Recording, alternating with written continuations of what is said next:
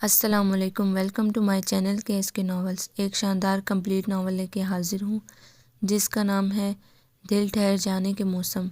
چلیے چلتے ہیں ناول کی جانب۔ بوگن ویلیا کی بیل سے ڈھکی ہوئی ٹیرس کی ریلنگ کے قریب کرسی گھسیٹ کر بیٹھتے بیٹھتے وہ ایک دم چونک کر سیدھا ہو گیا تھا۔ نظریں سامنے نشاط منزل کے ابگئی حصے پر مرکوز ہو گئی۔ وہ بے ساختہ مسکرا دیا۔ دونوں گھروں کے درمیان محض 5 فٹ تنگ سی گلی حائل تھی۔ دونوں اطراف کے ٹیرس عمارت کی حدود سے کچھ اس طرح لہک کر آگے کو بڑھ آئے تھے جیسے سر جوڑ کر سرگوشیاں کرنے کی شدید حسرت بے چین کیے دے رہی ہو۔ نشاط منزل کے ٹیرس کے عین نیچے وسیع و عریض صحن تھا جس کے ایک کونے پر چھوٹا سا سرسبز کتب بنا ہوا تھا۔ رنگا رنگ موسمی سبزیوں سے مزین دیوار کے ساتھ موٹر سائیکل کھڑی تھی۔ برآمدے کے نزدیک 2-3 کین کی کرسیاں بکھری پڑی تھیں اور برآمدے کی دیوار کے ساتھ لمبا چوڑا بوسیدہ سا تخت بچھا تھا۔ حسب معمول ٹیرس اور صحن بشری آواز و انداز اور حرکات و سکنات کے رنگوں سے کھلا کھلا اور روشن تھا۔ ٹیرس کی سفید آہنی ریلنگ سے ٹیک لگائے 16-17 سال کی شولڈر کٹ بالوں والی لڑکی کتاب میں سر دیے بیٹھی تھی، جبکہ نیچے صحن میں ایک طوفان برپا تھا۔ امی، اگر آج شام قبل افطاری آپ کو اپنے پیارے بیٹے ٹیپو کی جھلک دیکھنے کو نہ ملے تو گھبرائیے گا مت، بس جان لیجیے گا کہ حضرت اپنے انجام کو پہنچ گئے۔ اس نے دانت پیستے ہوئے تاک کر تخت کی سمت ہیل والی چوٹی کا فائر کیا تھا۔ جواب میں ایک دل آویز کراہ بلند ہوئی۔ اماں دیکھ، ہاں دیکھ۔ اس نے سر کو قاصد بنا کے اندرونی کھلے دروازے سے ماں کو اپنا نالہ و شیون پہنچانے کی صحیح کی۔ کیا کر دیا ٹیپو بھائی نے آپی؟ ٹیرس پر بیٹھی لڑکی نے ریلنگ پر ہاتھ رکھ کر نیچے کا میدان حشر ملاحظہ کرتے ہوئے کچھ جھنجھلا کر پوچھا تھا۔ اس کی اسٹڈی ڈسٹرب ہو رہی تھی۔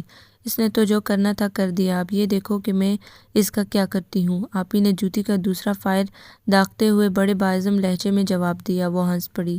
کیا؟ اچار، آملیٹ یا چٹنی؟ اسے بھی لطف آنے لگا تھا۔ ٹیپو نے بنا کر اوپر دیکھا۔ تمہارے کباب بنا کے تل کے تو میں افطاری کے بعد کھاؤں گا، فی الحال ذرا دشمن کو منہ کی کھلا دوں، جیسے میری 1 سال کی ایک سینیارٹی کا بھی لحاظ نہیں۔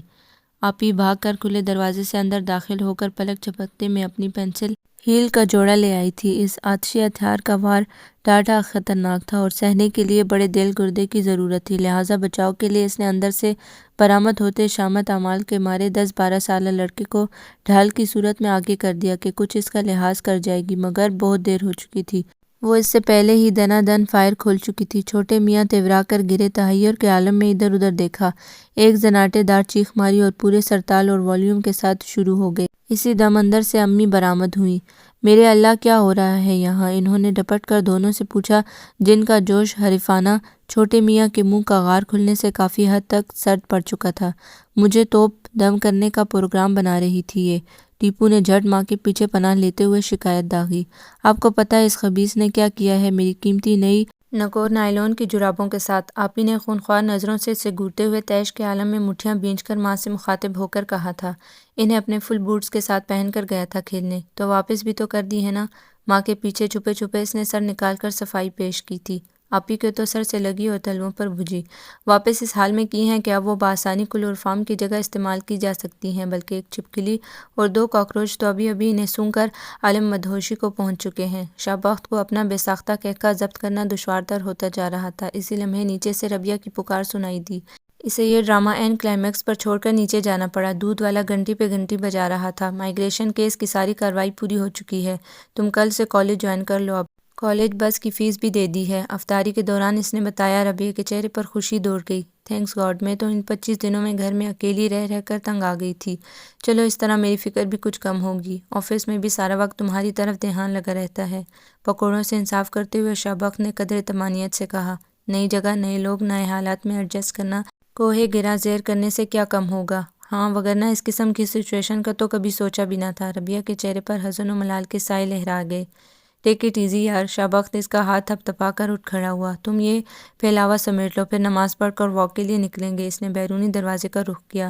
ارے یاد آیا بھائی جان، پاؤ بھر دہی لیتے آئیے گا واپسی میں۔ ربیہ نے یاد آ جانے پر پیچھے سے ہانک لگائی تھی۔ وہ سر ہلا کر دروازہ لاک کرنے کا کہہ کر باہر نکل گیا۔ امی جانی، نیک بنو نیکی پھیلاؤ کہ یہ ریہرسل آخر کب تک جاری رہے گی؟ چلغوزے بھانگتے ہوئے ٹیپو نے بڑی سنجیدگی سے استفسار کیا تھا۔ کم از کم میری ذاتیات کا حال تو بہت پتلا ہو چکا ہے۔ سٹنگ روم کا قالین ترستا ہے میرے زمانے بھر کی گرد سے آلودہ جوگرز کے لمس کو۔ میرے کپڑے الگ وارڈروب میں حبس دم کا شکار ہو چلے ہیں۔ کتابیں ریک میں لگی لگی اکڑ گئی ہیں۔ موزے اور ٹائیاں صوفے کی پشت سے جدائی کے عذاب جھیل رہی ہیں، اور میں نشست و برخاست کے شائستہ اصولوں پر عمل پیرا ہونے کی تگدو میں آدھا رہ گیا ہوں، اور میرے حسین بال تیل کے جوہر میں ڈبکیاں لگا کے اوپر سے دوپٹے کا غلاف اوڑھ اوڑھ کر تباہ حال ہو چلے ہیں، مارے شرم کے بالکل کھوپڑی سے چپک گئے ہیں۔ کبھی کبھی تو مجھے اپنے سر پہ صفا چٹ چٹیل شفاف میدان ہونے کا گمان ہوتا ہے۔ ٹیپو نے اپنا دردنامہ ختم کیا تو نرمل نے اپنا کھول لیا۔ مجھے بھی اپنی بکس اور بیگ ڈائننگ ٹیبل کے بجائے الماری میں رکھنے پڑتے ہیں۔ چھوٹے میاں عمران نے بھی اپنا دردنامے سے ایک اقتباس پیش کیا، اور میں اوپر نیچے آرائش و جمال اور صفائیاں کر کے شفاف چمچم کرتے فرش پہ اپنی شکل دیکھ دیکھ کر اُب چکی ہوں۔ شفتل کیوں کسی سے پیچھے رہتی؟ بیگم آفریدی اپنا سر پیٹ کر رہ گئیں۔ اللہ رے، یہ میری اولاد ہے، جی بھر کے روشن کرے گی اماں بابا کا نام۔ سخرا بھابھی کے سامنے خاک ڈلوا کے رہے گی میرے چونڈے میں۔ آپ نے بھی انہیں ہوا بنا دیا ہے، گویا بھابھی سخرا نہیں بلکہ قیامت سخرا آ رہی ہو، یعنی وہ تائی نہیں کسائی ہوں، ہماری توانائی ذبح کرنے کی مشتاق۔ شفتل نے ٹیپو کی تائید کی۔ باہمی اختلافات اور جنگ و جدل اپنی جگہ، مگر دو طرفہ مفادات پر ضرب پڑنے کی صورت میں دونوں ایک ہو جاتے ہیں۔ امی نے دونوں کو کچا چبا جانے والی نظروں سے گورا۔ دونوں نے معصومیت سے سر جھکا لیے۔ اف، کب سدھرو گے تم دونوں؟ انہوں نے پیشانی پر ہاتھ مارتے ہوئے بے بسی سے انہیں دیکھا۔ لے کے چھوٹوں کو بھی اپنے رنگ میں رنگ لیا ہے۔ بھلا سوچو تو، سخرا آپی کیا رائے قائم کریں گی میرے متعلق کہ اولاد پیدا کی ہے یا بنت بیل؟ تمہیں کیا معلوم کس قدر وضع قطع کی خاتون ہیں وہ؟ انتہا سے زیادہ صفائی پسند، کم گو، ہمہ وقت کام میں مگن، ادب آداب اور سلیقے طریقے والی۔ کچھ تو میرا برم رکھ لینا ان کے سامنے۔ امی نے خصوصیات تائی سخرا کا بار بار کھینچا گیا نقشہ ایک بار پھر دہرایا۔ اسی لیے تو ہم اپنی فطرت سے ہٹ کر نیک پروین اور دین محمد بنے ہوئے ہیں امی۔ شفتل منمنائی۔ ان کی کوئی اولاد بھی تو ہوگی امی؟ ٹیپو نے ڈرائی فروٹ پر ہاتھ صاف کرتے ہوئے دریافت فرمایا۔ شفتل نے کڑی نگاہوں سے گھورتے ہوئے ملامت انگیز لہجے میں کہا، کچھ حیا کر لو، کھوجے کہیں کہ سرعام ٹیرس پہ چڑھ کے کھا رہے ہو۔ آج امی کی آنکھ سحری ختم ہونے سے 5 منٹ قبل کھلی تھی۔ افراتفری اور جلدی جلدی میں جس کے جو ہاتھ لگا کھا کر رسم پوری کی۔ نرمل اور شفتل کو امی کی 1-2 آوازوں پر لبیک کہتی اٹھ کھڑی ہوئی تھی، مگر ٹیپو کو 10 منٹ کی محنت کے بغیر اٹھانا ناممکن تھا، لہٰذا وہ ٹھاٹھ سے ان پر الزام دھر کے کھانے پینے کی تمام حسرتیں پوری کر رہا تھا۔ 3 بچے ہیں اس کے ماشاءاللہ جوان جہان۔ اچھا، کیا تناسب ہے ان کا؟ ٹیپو کی رگِ معروضی پھڑکی۔ میرا مطلب ہے کتنے لڑک سنگ اور کتنے لڑک سنگ ہیں؟ لڑکے اور لڑکی کے لیے یہ مخصوص اصطلاح ان کی ذاتی تخلیق کردہ تھی۔ اف گدھے، ڈھنگ سے بولا کرو۔ بھلا سخرا بھابھی یہ سن لیں تو؟ امی نے خفگی سے ٹوکا۔ امی گدھے ڈھنگ سے کب بولتے ہیں؟ ڈھینچو ڈھینچو کر کے بولتے ہیں۔ شفتل نے شریر نظروں سے بھائی کو دیکھا۔ لیں جی، ہم نے تائی محترمہ کو لبھانے کا ٹھیکہ تو نہیں لے رکھا؟ کچھ کسیا کر جھنجھلا کر وہ بولا تھا۔ سب سے چھوٹی عائشہ ہے، اپنی نرمل کی عمر کی ہوگی۔ امی نے تفصیلات کی پٹاری کھولی۔ اچھا، ٹیپو کے لہجے اور چہرے پر اشتیاق امڈ آیا۔ ماشاءاللہ، امی کے گھورنے پر وہ جلدی سے بولا، اس سے بڑا وقاص ہے، یہی کوئی تمہارا ہم عمر ہی ہوگا۔ واہ، ٹیپو نے مسرت سے کہا، خوب گزرے گی جو مل بیٹھیں گے دیوانے دو۔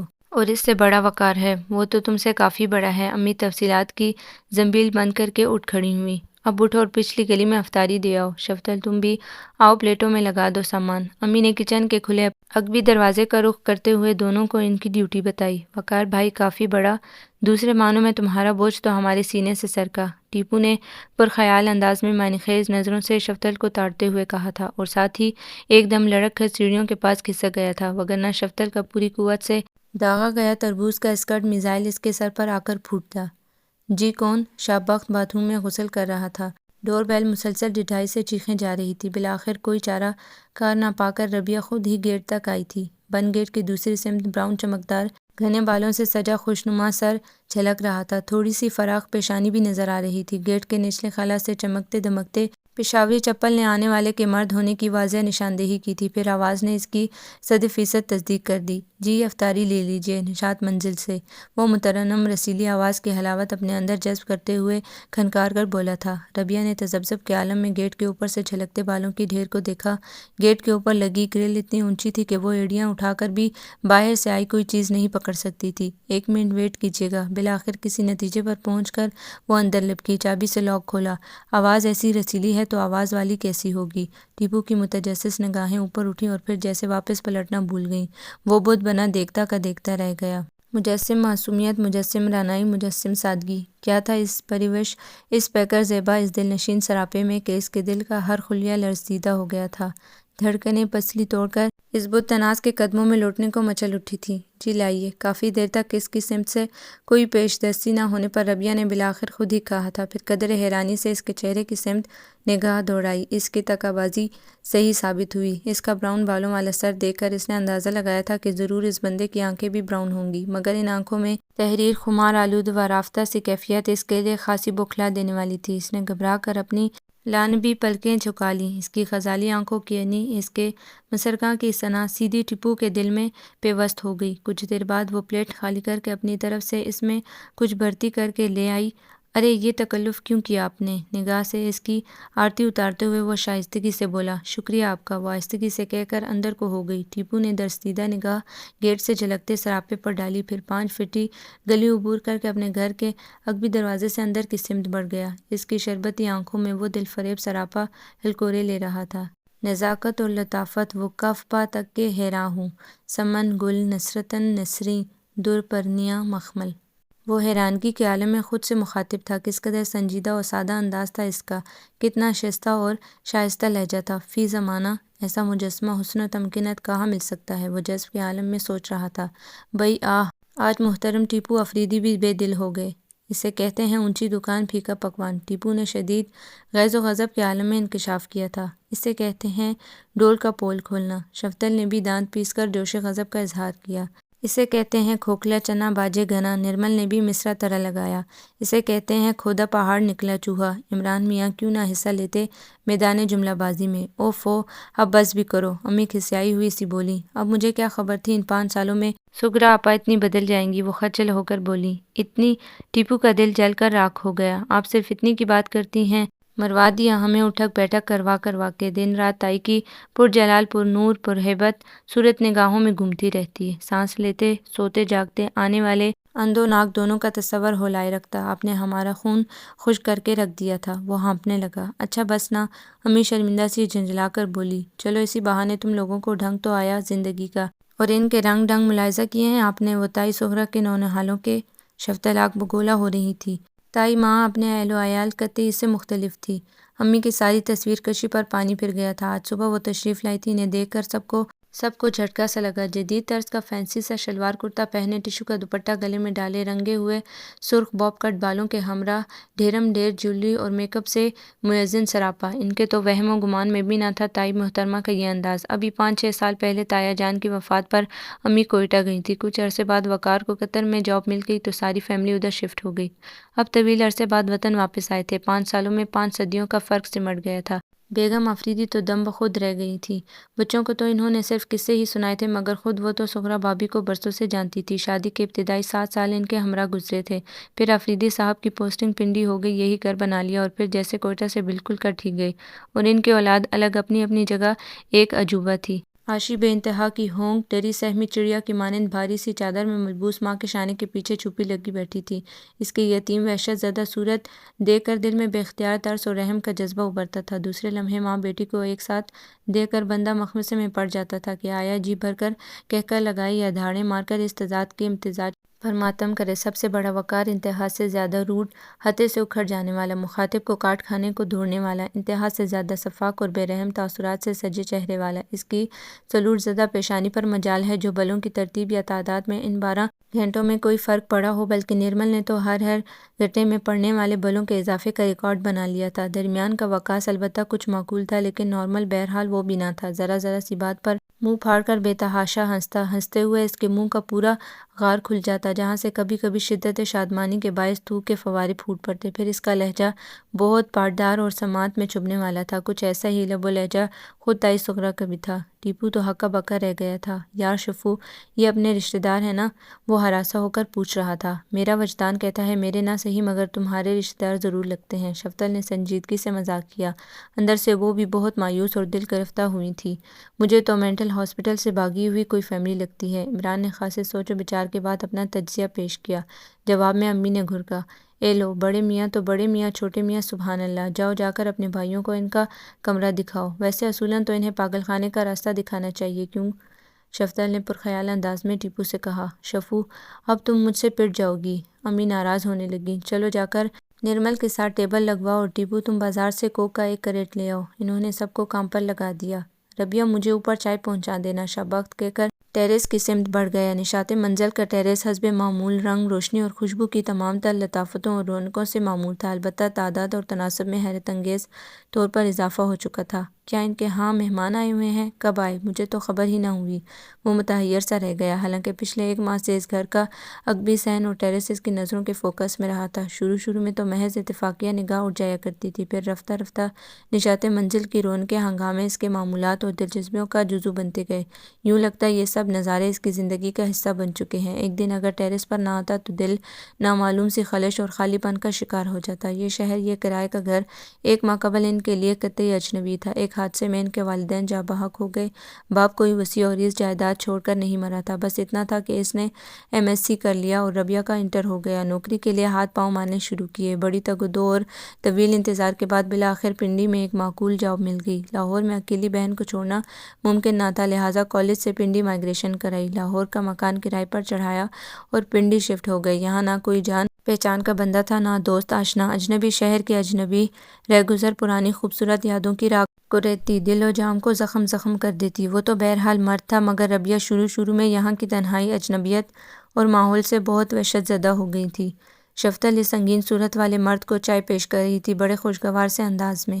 شابخت بڑے زور سے چونکا۔ ٹیریس کے دونوں بلب جل رہے تھے، تمام اہل خانہ مائے مہمان گرامی افطار اور ڈنر کے بعد کھلے آسمان تلے چائے سے لطف اندوز ہو رہے تھے۔ چاروں بہن بھائیوں میں حسب معمول نوک جھونک چل رہی تھی، کوئی بھی سامنے متوجہ ہو سکتا تھا۔ وہ اپنی حرکت کو معیوب جانتے ہوئے کرسی پر بیٹھ گیا۔ نشاط منزل کے ٹیریس کی ریلنگ آئینی اور ہائٹ پالش نقاشی کے نازک کام سے آراستہ محض سجاوٹ کا کام دیتی تھی، لہٰذا بیٹھ کر بھی ٹیریس کا سارا منظر واضح نظر آ رہا تھا۔ ان کے ہاں کی ریلنگ البتہ ایسی تھی کہ نشاط منزل والے اپنے ہاں سے بیٹھے بیٹھے نہیں جھانک سکتے تھے۔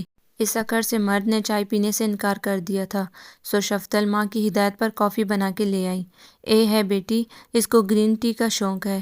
رقص سے مردانہ لب و لہجے کے ساتھ چست کپڑوں میں تھل تھل کرتا وجود مہمان عورت نے ہنس کر کہا تھا۔ اس کے لبوں سے انگریزی کے الفاظ یوں ادا ہوئے تھے جیسے خالص انگریز پشتو لب و لہجہ اپنانے کا عزم لیے نیا میدان میں کودا ہو۔ ان کے پنجابی لب و لہجے میں تو اردو تک اجنبی لگ رہی تھی، کجا کہ انگلش۔ لگتا تھا موصوفہ کو انگریزی الفاظ فراٹے سے استعمال کرنے کا بڑا شوق تھا۔ ربیہ چائے کا کپ لے کر ٹیریس کا دروازہ کھول کر باہر آئی تو بلا ارادہ سامنے نظر اٹھ گئی۔ جانے کیسی خوشبو کی آمد کا علم عرفان ٹیپو کو بھی ہو گیا تھا۔ اچانک اس کی نظر پڑی تھی، نظروں کا تصادم ہوا، بڑا مؤثر اور دیرپا۔ ایک لمحہ کرنوں کے فاصلے بہا کر ساتھ لے گیا۔ ٹیپو کی شوخ براؤن آنکھوں میں ایک الویح سی چمک ابھر آئی تھی جسے اتنے فاصلے کے باوجود ربیہ نے پوری شدت سے محسوس کیا تھا۔ اس کے لبوں پر دھیمی سی مدر سی مسکان سج گئی تھی۔ لب و نگاہ کے شوخ معنی خیز تبسم نے ربیہ کے رگوں پہ میں لطیف سی سنسنی پھیلا دی۔ وہ تیزی سے بھائی کو چائے پکڑا کر ساتھ کی کرسی پر براجمان ہو گئی تھی، گویا اس کی سحر آگی نظروں سے محفوظ ہو گئی ہو۔ بھائی جان کہاں ہیں؟ دھڑکنوں کے ارتعاش پر قابو پا کے اس نے سوچوں میں گم بھائی کے آگے ہاتھ لہرایا۔ یک بیک اسے بہت طمانینت، شانتی اور خوشگواریت محسوس ہونے لگی تھی۔ یہی ہوں، وہ چونکا۔ خیریت؟ اس نے ہڑبڑا کر بہن کی سمت دیکھا، انداز سوالیہ تھا۔ خیریت ہی ہے، مگر آپ کہاں کھوئے ہوئے ہیں؟ اس نے بھائی کا اترا بے چین سا چہرہ اور آنکھوں کی مایوس کن کیفیت ملاحظہ کرتے ہوئے ٹٹولنے والی نگاہوں سے دیکھا۔ اس کا تھکا تھکا انداز کسی ذہنی تناؤ کی خمازی کر رہا تھا، مگر ہزار اس کے پوچھنے پر بھی وہ ٹال گیا۔ محترمہ، آپ کا غرور بجا ہے کہ ان رنگین جلووں کی تابانی، ان تجلیوں کی سہار اس دل ناتواں کو کہاں، مگر اب ایسا بھی کیا زام کہ ایک جھلک کے لیے ترسا مارا ہے۔ آپ ہمارا حال دل تو اس نامے کے ذریعے روز جان لیتی ہیں، کچھ اپنی بھی سنائیں۔ ان گوری گوری مخروطی نازک انگلیوں سے بھی کبھی ہمارے نام بھی کچھ خوشبو جملے تحریر فرما دیں۔ اپنے بیمار پہ اتنا بھی ستم ٹھیک نہیں، کم از کم ریلنگ کے پاس یا گیٹ کے قریب آ کر اپنا جی بھر کے دیدار ہی کرا دیں، اپنے احمری لبوں کے میٹھے تبسم کی خیرات ہی ڈال دیں ہماری جھولی میں۔ فقط آپ کا عاشق۔ اوفو، شدت غیظ سے کانپتے ہاتھوں میں کاغذ بھینچ کر پرزے کر دیا۔ اس کا رواں سلگ اٹھا۔ یا میرے اللہ، کہاں جاؤں، کس کو بتاؤں، کیا کروں؟ دونوں ہاتھوں میں سر تھام کر وہ وہیں بیٹھ گئی۔ گزشتہ ایک ہفتے سے یہ معمول جاری تھا۔ دوپہر کو وہ بیل کے سائے میں بیٹھی ہوتی اس لمحے پتھر میں لپٹا خط ٹیرس کے فرش سے ٹکراتا اس کا دل مٹھی میں لے لیتا۔ 2-3 دن تک وہ ٹیرس پر نہ نکلی مگر پتھر بدستور آتے رہے۔ سچ ہو کر اس نے دوبارہ اپنا معمول شروع کر دیا، اس ڈر سے کہ اگر کبھی یہ کاغذی پتھر شبخت کے ہاتھ لگے تو کیا ہوگا۔ جانے ایسے معاملات میں حجاب کیوں ہاتھ باندھ دیتا ہے لڑکیوں کے۔ چپ چاپ جھلتی کرتی پریشان حال رہی مگر بھائی یا باپ سے کہنے کی ہمت نہیں کریں گی، شاید اس لیے کہ وہ غیرت و اہمیت کے انتہائی مظاہرے کے نتیجے میں کہیں خود کو گزند نہ پہنچا بیٹھیں، اپنی اور ان کی کنڈوں کی جان ایک نہ کر دیں۔ سوچوں کے آصف اس کے وجود کے گرد گرداب بنا رہے تھے۔ مکڑی کے جالے اور سوچوں کے تانے بانے میں کوئی فرق نہیں ہوتا، ایک سے پیچیدہ الجھے ہوئے دقیق اور گنجلک۔ یوں ہی خود سے الجھتے ربیہ کے نگاہ سامنے اٹھی اور وہ جیسے زندہ زمین پہ دفن ہو گئی۔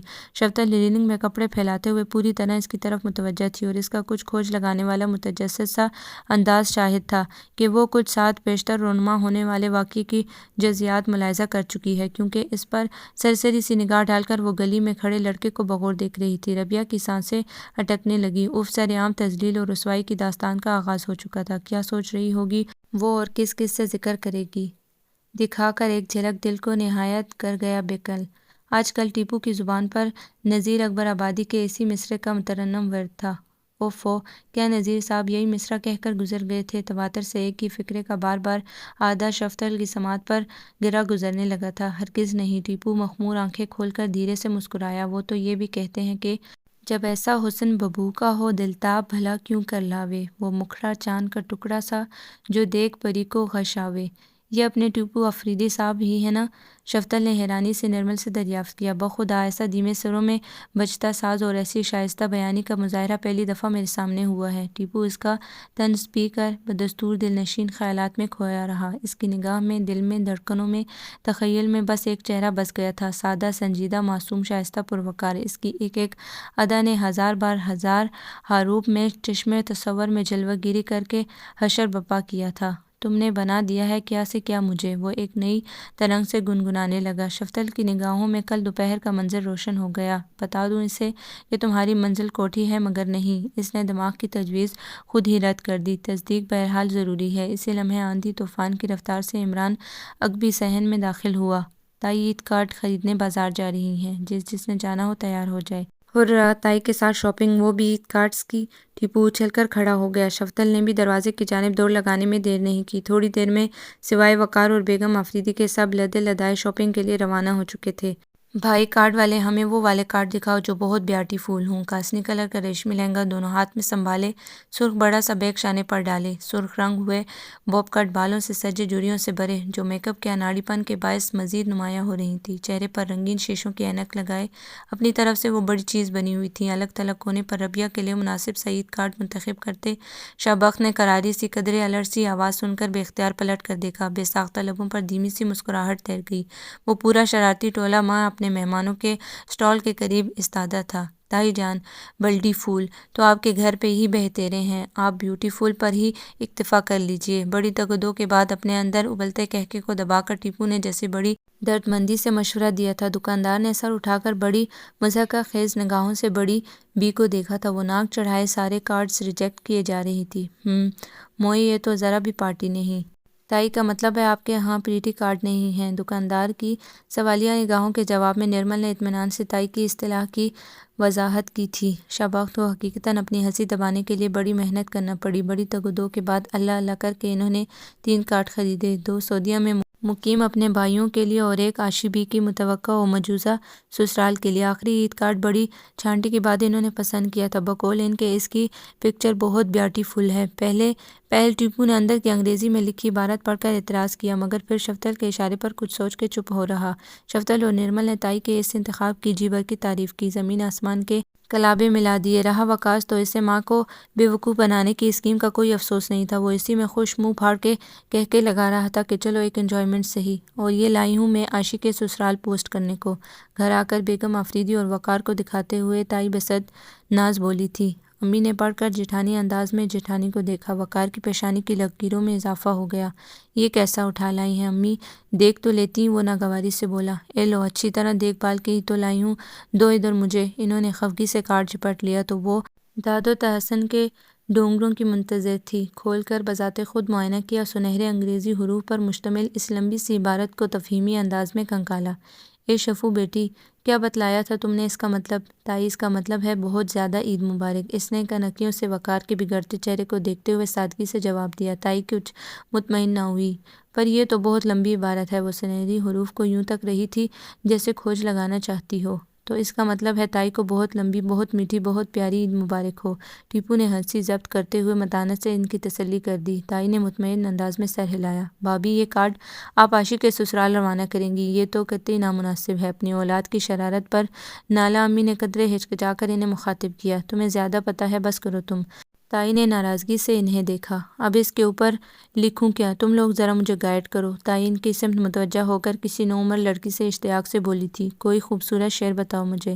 بالکل بالکل تائی، میں بتاتا ہوں آپ کو۔ ٹیپو آنکھوں میں شرارت بھرے تائی کے ہمراہ بیٹھ گیا۔ تائی، یہ والا کیسے رہے گا؟ ہری ہری ڈالیوں پہ آ گیا بور ہے، عید مناؤں کیسے، ساجن میرا دور ہے۔ شفتل نے لپک کے تائی کے کندھے پر ہاتھ رکھ کر مشورہ دیا تھا۔ قسم سے اس عبارت کو 4 چاند لگا دے گا۔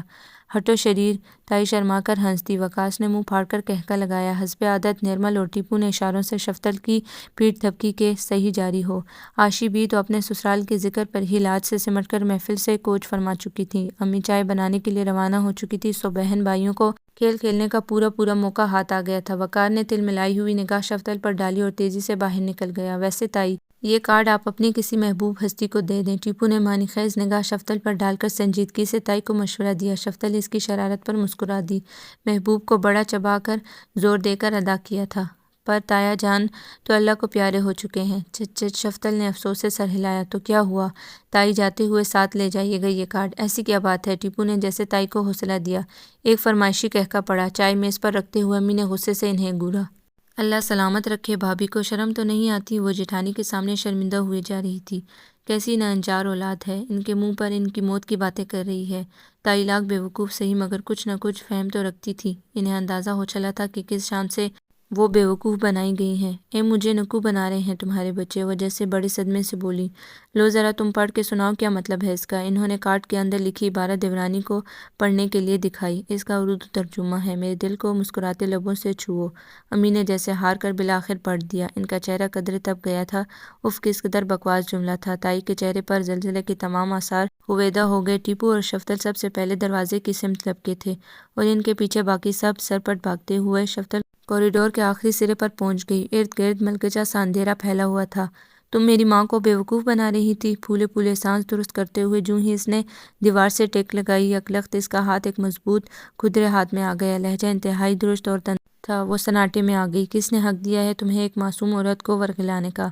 جی، اس نے سوکھے لبوں پر زبان پھیرتے ہوئے اس کے چہرے پر نمودار ہونے والے سنگین تاثرات ملاحظہ کیے۔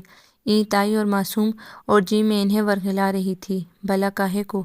وہ دل ہی دل میں وقار کے سفید جھوٹ پر ششدر تھی۔ حیرت تو اسے اس کی جسارت پر بھی ہو رہی تھی۔ کس قدر استحقانہ انداز میں اس کا ہاتھ پکڑا تھا۔ دیکھیے جی، آپ کو کچھ غلط فہمی ہوئی ہے، ایسی کوئی بات نہیں، ہم تو یوں ہی ذرا چھیڑ چھاڑ کر رہے تھے۔ اس نے شائستگی سے اس کی گرفت سے اپنا ہاتھ آزاد کرایا اور پھر وہاں سے چھمپت ہونے میں دیر نہیں لگائی۔ آپ کو میرا فون نمبر کیسے معلوم ہوا؟ وہ رو دینے کو تھی۔ جواب میں ایک زوردار قہقہ گونجا۔ اجی، مینوال سونی کے لیے چرواہا بن گیا تھا۔ فرہاد نے اپنی شیری کے لیے دودھ کی نہر کھود ڈالی تھی۔ پنو نے سسی کے لیے اپنا سب کچھ داؤ پر لگا دیا۔ شہزادہ سلیم نے تاج و تخت ٹھکرا دیے، تو کیا ہم آپ کی خاطر آپ کے عشق میں فون نمبر بھی معلوم نہ کر پاتے؟ ویسے اتنی خوفزدہ کیوں ہو گئی ہیں؟ ارے بابا، ہم تو تمہارے اپنے ہیں۔ وہ کمینہ پوری طرح اس کے ہراساں کیفیت سے لطف اندوز ہو رہا تھا۔ میرے اللہ، ربیہ نے لرز کر فون پٹخ دیا۔ اف، کیا کروں میں؟ وہ سرتاپا کانپ رہی تھی۔ دل پسلیاں توڑ کر باہر نکلنے کو تھا۔ معاملہ کس قدر سنگین ہو چکا تھا۔ مرتعش قدموں سے اوپر ٹیرس پر آ گئی، جیسے فون والے کمرے ہی سے کہیں وہ خبیث برآمد ہو جائے گا۔ اف، زور سے آنکھیں مینچ کے اس نے چہرہ گھٹنوں میں چھپا لیا۔ اسی لمحے کاغذی پتھر زور سے آ کر اس کے قدموں میں گرا اور زور سے اچھل پڑی۔ وہ ہر طرف سے اسے گھیرنے کے چکر میں تھا۔ مارے دہشت اور بے بسی کے اس کے آنسو نکل آئے۔ اتنی ہمت بھی نہ رہی کہ اس پتھر کو اٹھا کر کہیں ادھر ادھر کر دیتی، اور دوسرے ہی لمحے جیسے اس کا سانس بند ہونے لگا، ایک کے بعد دوسرا کاغذی پتھر بوگن ویلیا کی بیل سے الجھتا ہوا آ کر گرا تھا۔ ٹھہرو ذرا، کمینے انسان، کیا کر رہے ہو تم؟ ایک کرخت کڑکتی ہوئی زنانہ آواز پر گلی میں منتظر مونچھیں سنوارتے لڑکے نے اوپر دیکھا اور جیسے سناٹے میں آ گیا۔ وہ میں لڑکا قدرے گگیا کر آئیں بائیں شائیں کرنے لگا۔ وہ جی میری پتنگ کٹ کر ادھر آ گئی تھی تو اس کے چھکے چھوٹ گئے تھے۔ تمہاری پتنگ نہیں خبیث انسان، تمہاری شامت تمہیں ادھر لائی ہے۔ ٹھہرو ذرا، میں بلاتی ہوں ٹیپو کو اور امی کو بھیجتی ہوں تمہارے گھر۔ ماں تمہارے کاغذی پیغمبروں کے، تمہارے مولانا والد صاحب کو تمہارے عشقیہ وارداتوں کی خبر ہوگی تو دیکھنا جو انجام ہوگا وہ سارا محلہ دیکھے گا۔ کیا خیال ہے؟ 2-3 سال پہلے والا واقعہ فراموش کر گئے؟ وہ ریلنگ پر دونوں ہاتھ جمائے بڑے اطمینان سے استہزائیہ انداز میں پوچھ رہی تھی۔ لہجے میں سختی، طنز اور تمسخر کے ساتھ ساتھ بے پناہ مضبوطی اور اعتماد تھا۔ ہیرو صاحب منت سماجت کرنے لگے۔ بس جی چھوڑیں جی، آئندہ ایسے نہیں ہوگا، وہ لجاجت سے کہہ کر مڑنے لگا۔ ٹھہرو ذرا اپنے دلیپ کمار صاحب، پیچھے سے آواز آئی، یہ اپنے پتھر ہمراہ لیتے جاؤ، کسی دوسرے محلے میں آزما لینا۔ سسٹر یہ دونوں پتھر اس کے منہ پر مارو۔ وہ ربیہ سے مخاطب ہوئی۔ ربیہ نے لرزتے ہاتھوں سے دونوں پتھر نیچے پھینک دیے۔ وہ کسیانہ سا ہو کر انہیں اٹھا کر جیب میں ڈالنے لگا، اور ہاں، اب اس محلے میں نظر آئے تو مجھ سے برا کوئی نہیں ہوگا۔ شفتل نے دھمکی آمیز لہجے میں خجالت سے لبریز چہرہ لیے شرمندہ قدموں سے جاتے ہوئے دلیپ کمار سے مخاطب ہو کر کہا۔ تھوڑی دور جانے کے بعد لڑکے نے مڑ کر دیکھا شفتل کو۔ ہنوز ٹیرس پر استادہ دیکھ کر اس نے قدموں کی رفتار تیز کر دی اور سرپٹ بھاگ کھڑا ہوا۔ شفتل ہاتھ جھاڑ کر ہنستی ہوئی اندر چلی گئی، آنکھوں میں شکر کے آنسو لیے رندے ہوئے گلے سے ربیہ نے اسے پکارنا چاہا، مگر اس اثنا میں وہ دروازہ پار کر چکی تھی۔ او گاڈ! اس نے طویل سانس لے کر کرسی کی پشت پر سر رکھ دیا۔ کس طرح جان اور آن بچائی تھی اس نے اس کی؟ وہ ممنونیت کے جذبات سے لبریز ہو کر سوچ رہی تھی۔ شفتل کا پاردار گرجتا ہوا انداز تصور میں در آیا اور ساتھ ہی بھیگی بلی بنے اس ہیرو صاحب کی درگت یاد آ گئی۔ وہ بے ساختہ ہنس پڑی۔ سارا طرح بسم ہو گیا تھا محترم کا، کس طرح خون خشک کر رکھا تھا میرا، اعصاب شل کر ڈالے تھے، مگر وہ اس سے اتنا مروب کیوں ہو گیا تھا؟ اس کی شکل دیکھتے ہی پسینے چھوٹنے لگے تھے اور اس کا لہجہ بھی کچھ۔ ارے ہاں، وہ کہہ تو رہی تھی کہ پچھلے 2-3 سال پہلے کا واقعہ فراموش کر گئے۔ وہ گتھی سلجھا رہی تھی حالیہ واقعے کی۔ اچھا چھوڑو، کل سے کالج کھل جائیں گے، وہیں ان سے پوچھ لوں گی اور شکریہ بھی ادا کروں گی۔ اس نے سرشاری سے سوچ کر خود کو تسلی دی۔ اتنا تو اسے علم ہو ہی چکا تھا کہ وہ اس کے کالج میں پڑھتی تھی۔ قدرے تذبذب کے عالم میں بے بسی سے شفتل نے انہیں دیکھا۔ امی میں کیا رائے دوں؟ وہ گہری سانس لے کر بولی۔ آپ خود دانا و بینا ہیں، تجربہ کار ہیں، جیسے آپ کہیں۔ اس نے سر جھکا لیا۔ امی نے عمیق نگاہوں سے بیٹی کے کچھ بے چین سے، کچھ خفا سے تاثرات نوٹ کیے۔ وہ بائیں پیر کے انگوٹھے سے قالین کا کونا کرید رہی تھی۔ پیشانی پر تفکر کی لکیریں نمودار ہو چکی تھیں۔ اب کروں بھی کیا؟ امی نے اس سے زیادہ خود کو تاویل پیش کی۔ تمہارے پاپا کا بھی اصرار ہے کہ بھابھی کی درخواست قبول کر لیں۔ کس قدر منتیں کر رہی تھی، یاد نہیں؟ ریلوے اسٹیشن پر رخصت ہوتے وقت بھی بدستور اصرار کیے جا رہی تھی۔ تمہارے پاپا کا نقطہ نظر یہ ہے کہ اس طرح دونوں خاندان ایک دوسرے کے قریب آ جائیں گے، فاصلے کم ہوں گے۔ پھر انہیں وقار کی پرسنالٹی پسند آئی ہے۔ البتہ انہوں نے کہا ہے تمہاری مرضی پوچھے بغیر ہم بھابھی کو کوئی رسپانس نہیں دیں گے۔ امی میرے خیال میں یہ رشتہ کچھ بے جوڑ سا ہے۔ ٹیپو نے سنجیدگی سے ماں کو اپنی رائے سے آگاہ کیا۔ وقار بھائی اور شفو کے مزاج میں زمین آسمان کا فرق ہے۔ شادی کے بعد مرد عورت دونوں بدل جاتے ہیں، یہ تو کوئی بڑا مسئلہ نہیں۔ امی نے بغیر نظر اٹھائے کہا۔ ابتدا سے جو عادات پروان چڑھتی ہیں، جو مزاج اور شخصیت تشکیل پاتی ہے، وہ آگے جا کر نہیں بدلتی، اور بدلے بھی تو کتنی حد تک۔ ان کا رویہ کس قدر روکھا پھیکا، توہین آمیز اور مغرورانہ تھا، یہ تو آپ کے سامنے کی بات ہے، ٹیپو نے مضبوط لہجے میں کہا۔ شفو ان کے ساتھ ایڈجسٹ نہیں ہو پائے گی۔ ہم لوگوں کو آپ نے بہت کھلا، بڑا روشن پرسکون ماحول دیا ہے، انسان کو انسان سے مربوط رکھنے کا ہنر سکھایا ہے۔ ایسے شفاف ماحول سے کٹ کر اس پراگندہ طبع خاندان میں یہ کیسے ضم ہو سکے گی؟ نہیں امی، ان لوگوں کا مزاج ہم سے میل نہیں کھاتا۔ ٹیپو بدستور اپنے موقف پر ڈٹا ہوا تھا۔ میری نظر میں یہ کوئی مستحسن اقدام نہیں ہوگا۔ شفو اتنی بیوقوف نہیں ہے جو صورتحال کو نہ سنبھال سکے، پھر وہ کوئی غیر تو نہیں ہے؟ امی نے ٹیپو کی رائے سن کر برا سا منہ بنا کر جواباً کہا۔ ٹھیک ہے، جیسے آپ کی مرضی۔ ٹیپو کندھے اچکا کر اٹھ کھڑا ہوا۔ پھر شفتل تمہاری کیا رائے ہے؟ مجھے فائنلی بتاؤ۔ بھابھی نے فون کا تانتا باندھا ہوا ہے جواب سننے کے لیے۔ امی کی بات پر شفتل نے نظر اٹھا کر بغور ان کا چہرہ جانچا۔ ان کے تاثرات سے واضح تھا کہ وہ اس رشتے کی زبردست حامی تھی اور اس کی جانب سے یقیناً ہاں کی مطمئن تھی۔ ٹھیک ہے، وہ آہستگی سے بولی، پھر چہرہ موڑ کر کہنے لگی۔ آپ جو کچھ بھی کیجیے گا میرے فائنل ایگزامز کے بعد۔ وہ باہر نکل گئی تھی۔ اگر کوئی خوشی نہیں تھی تو کوئی دکھ بھی نہ تھا، بس ایک خالی پن کا احساس ہو رہا تھا۔ وقار کا چہرہ تخیل کی وادی میں ابھرا، تنا غیظ و غضب کے تمام رنگوں سے مزین، بے مروت سا انداز، بے رخی اور بد مزاجی کا حامل رویہ۔ چلو مسٹر، دیکھ لیں گے تمہیں، ہم اپنا ظرف اپنائیں گے، تم اپنا قہر۔ وہ کچھ سوچ کر مطمئن ہو گئی۔ سنیے، وہ آپ بی ایس سی فائنل کی شفتل آفریدی کو جانتی ہیں؟ 4th ایئر کی ایک لڑکی کو روک کر اس نے قدرے جھجک کر پوچھا تھا۔ وہ ابھی کالج کے ماحول اور اسٹوڈنٹس کے مزاج سے واقفیت حاصل نہیں کر سکی تھی۔ ہنوز خود کو اپنے آپ میں سمیٹ کے رکھتی، محتاط نظروں سے ادھر ادھر دیکھ کر قدم اٹھاتی۔ لڑکی نے مڑ کر سرتاپا اسے دیکھا۔ اس کی آنکھوں میں غائیت درجہ حیرت تھی۔ بھئی انہیں کون نہیں جانتا ہوگا، پریزیڈنٹ ہے یونین کے۔ وہ اپنی لا علمی پر شرمندہ سی ہو گئی۔ جی میرا مطلب ہے ابھی اس وقت کہاں مل سکتی ہیں، اس نے بے قراری سے کہا۔ یا ان کا کوئی سا فی پیریڈ ہوتا ہے، کچھ پتہ ہے آپ کو؟ اس وقت لڑکی نے اپنی ریسٹ واچ پر نگاہ دوڑائی۔ ویسے تو وہ ہر جگہ پائی جاتی ہے، وہ گھڑی کی سوئی کی رفتار ملاحظہ کرتے ہوئے خوشگوار لہجے میں کہہ رہی تھی۔ اس وقت شاید یونین کے آفس میں ہوگی، بتا کر وہ آگے بڑھ گئی۔ ربیہ کوریڈور عبور کرتی آفس کی طرف لپکی۔ اطلاع تو درست تھی مگر موقع محل کوئی نہیں تھا۔ وہ دو تین اساتذہ اور پھر یونین کے دوسرے ممبران میں گھری بیٹھی تھی۔ چلو اس پیریڈ کے بعد صحیح، اس نے مایوسی کو بھگاتے ہوئے سوچا۔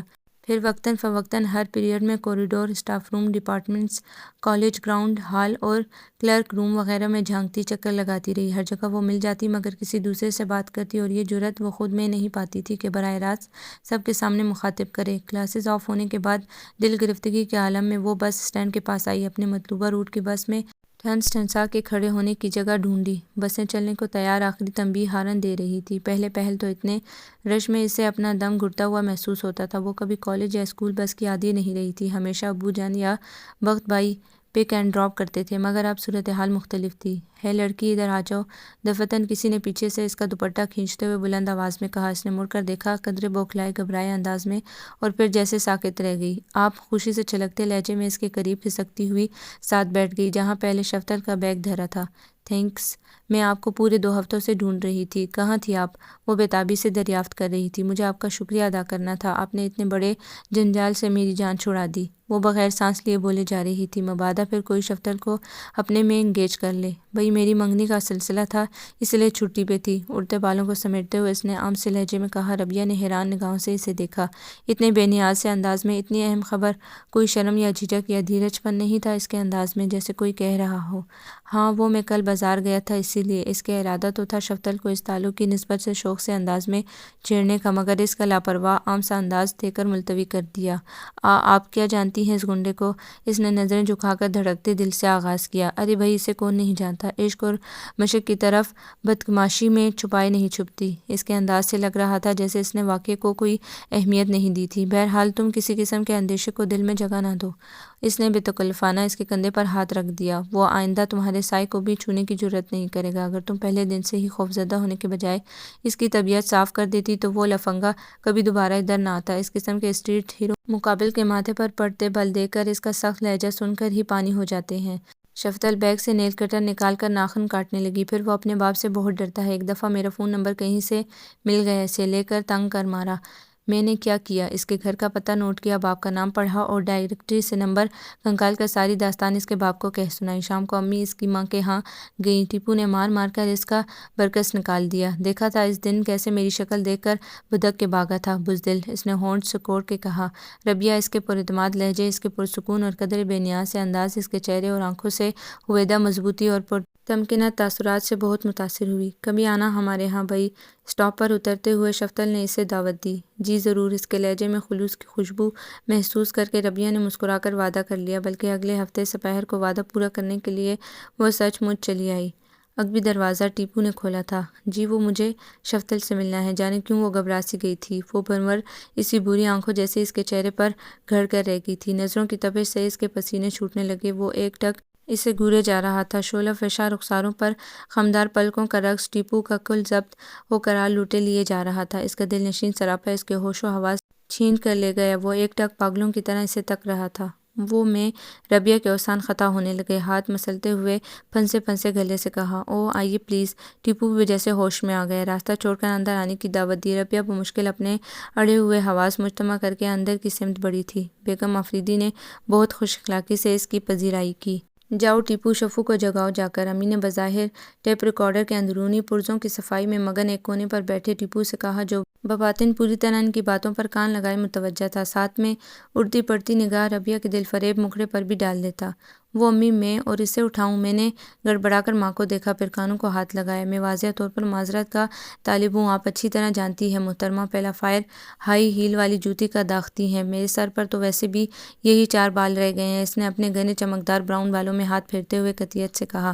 اوفو، امی جھنجھلا گئیں۔ جاؤ عمران، تم مرتا کیا نہ کرتا کہ مصداق عمران میاں ہوم ورک چھوڑ کر حکم کی تعمیل میں اٹھے۔ محض 5 منٹ بعد ان کی لرزہ خیز چیخ سے سارا گھر گونج اٹھا۔ الہی خیر یہ کیا ہوا؟ ربیہ نے دہل کر دھڑ دھڑ کرتے دل پر ہاتھ رکھا۔ وہی جس سے بچنے کے لیے میں نے معذرت چاہی تھی، ٹیپو نے اطمینان سے ہاتھ جھاڑتے ہوئے کہا۔ اف جاؤ نرمل تم۔ انہوں نے سبزیوں کی کوڑی میں تندی سے مصروف نرمل سے کہا اور خود عمران کی خستہ حالی ملاحظہ کرنے ادھر لپکی۔ تھوڑی دیر میں ماتھے پر گھومر سجائے وہ بھی ہائی وائی کرتی واپس آ گئی۔ امی دیکھ لیجیے میں ہرگز نہیں جاؤں گا۔ عمران اور نرمل کی حالت ذرا ملاحظہ کرتے ہوئے ٹیپو نے خوفزدہ ہو کر ماں کو دیکھا۔ وہ زچ ہو کر خود ہی اٹھ کھڑی ہوئیں۔ کیا شفتل روز اسی طرح اٹھتی ہیں؟ وہ ہراساں ہو کر پوچھ رہی تھی۔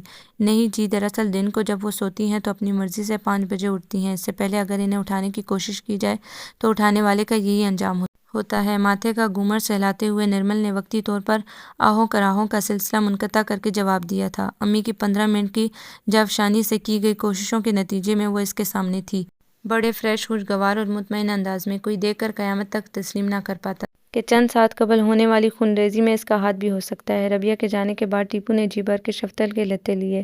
یہ ڈنگ ہے، کون سا دستور ہے یہ؟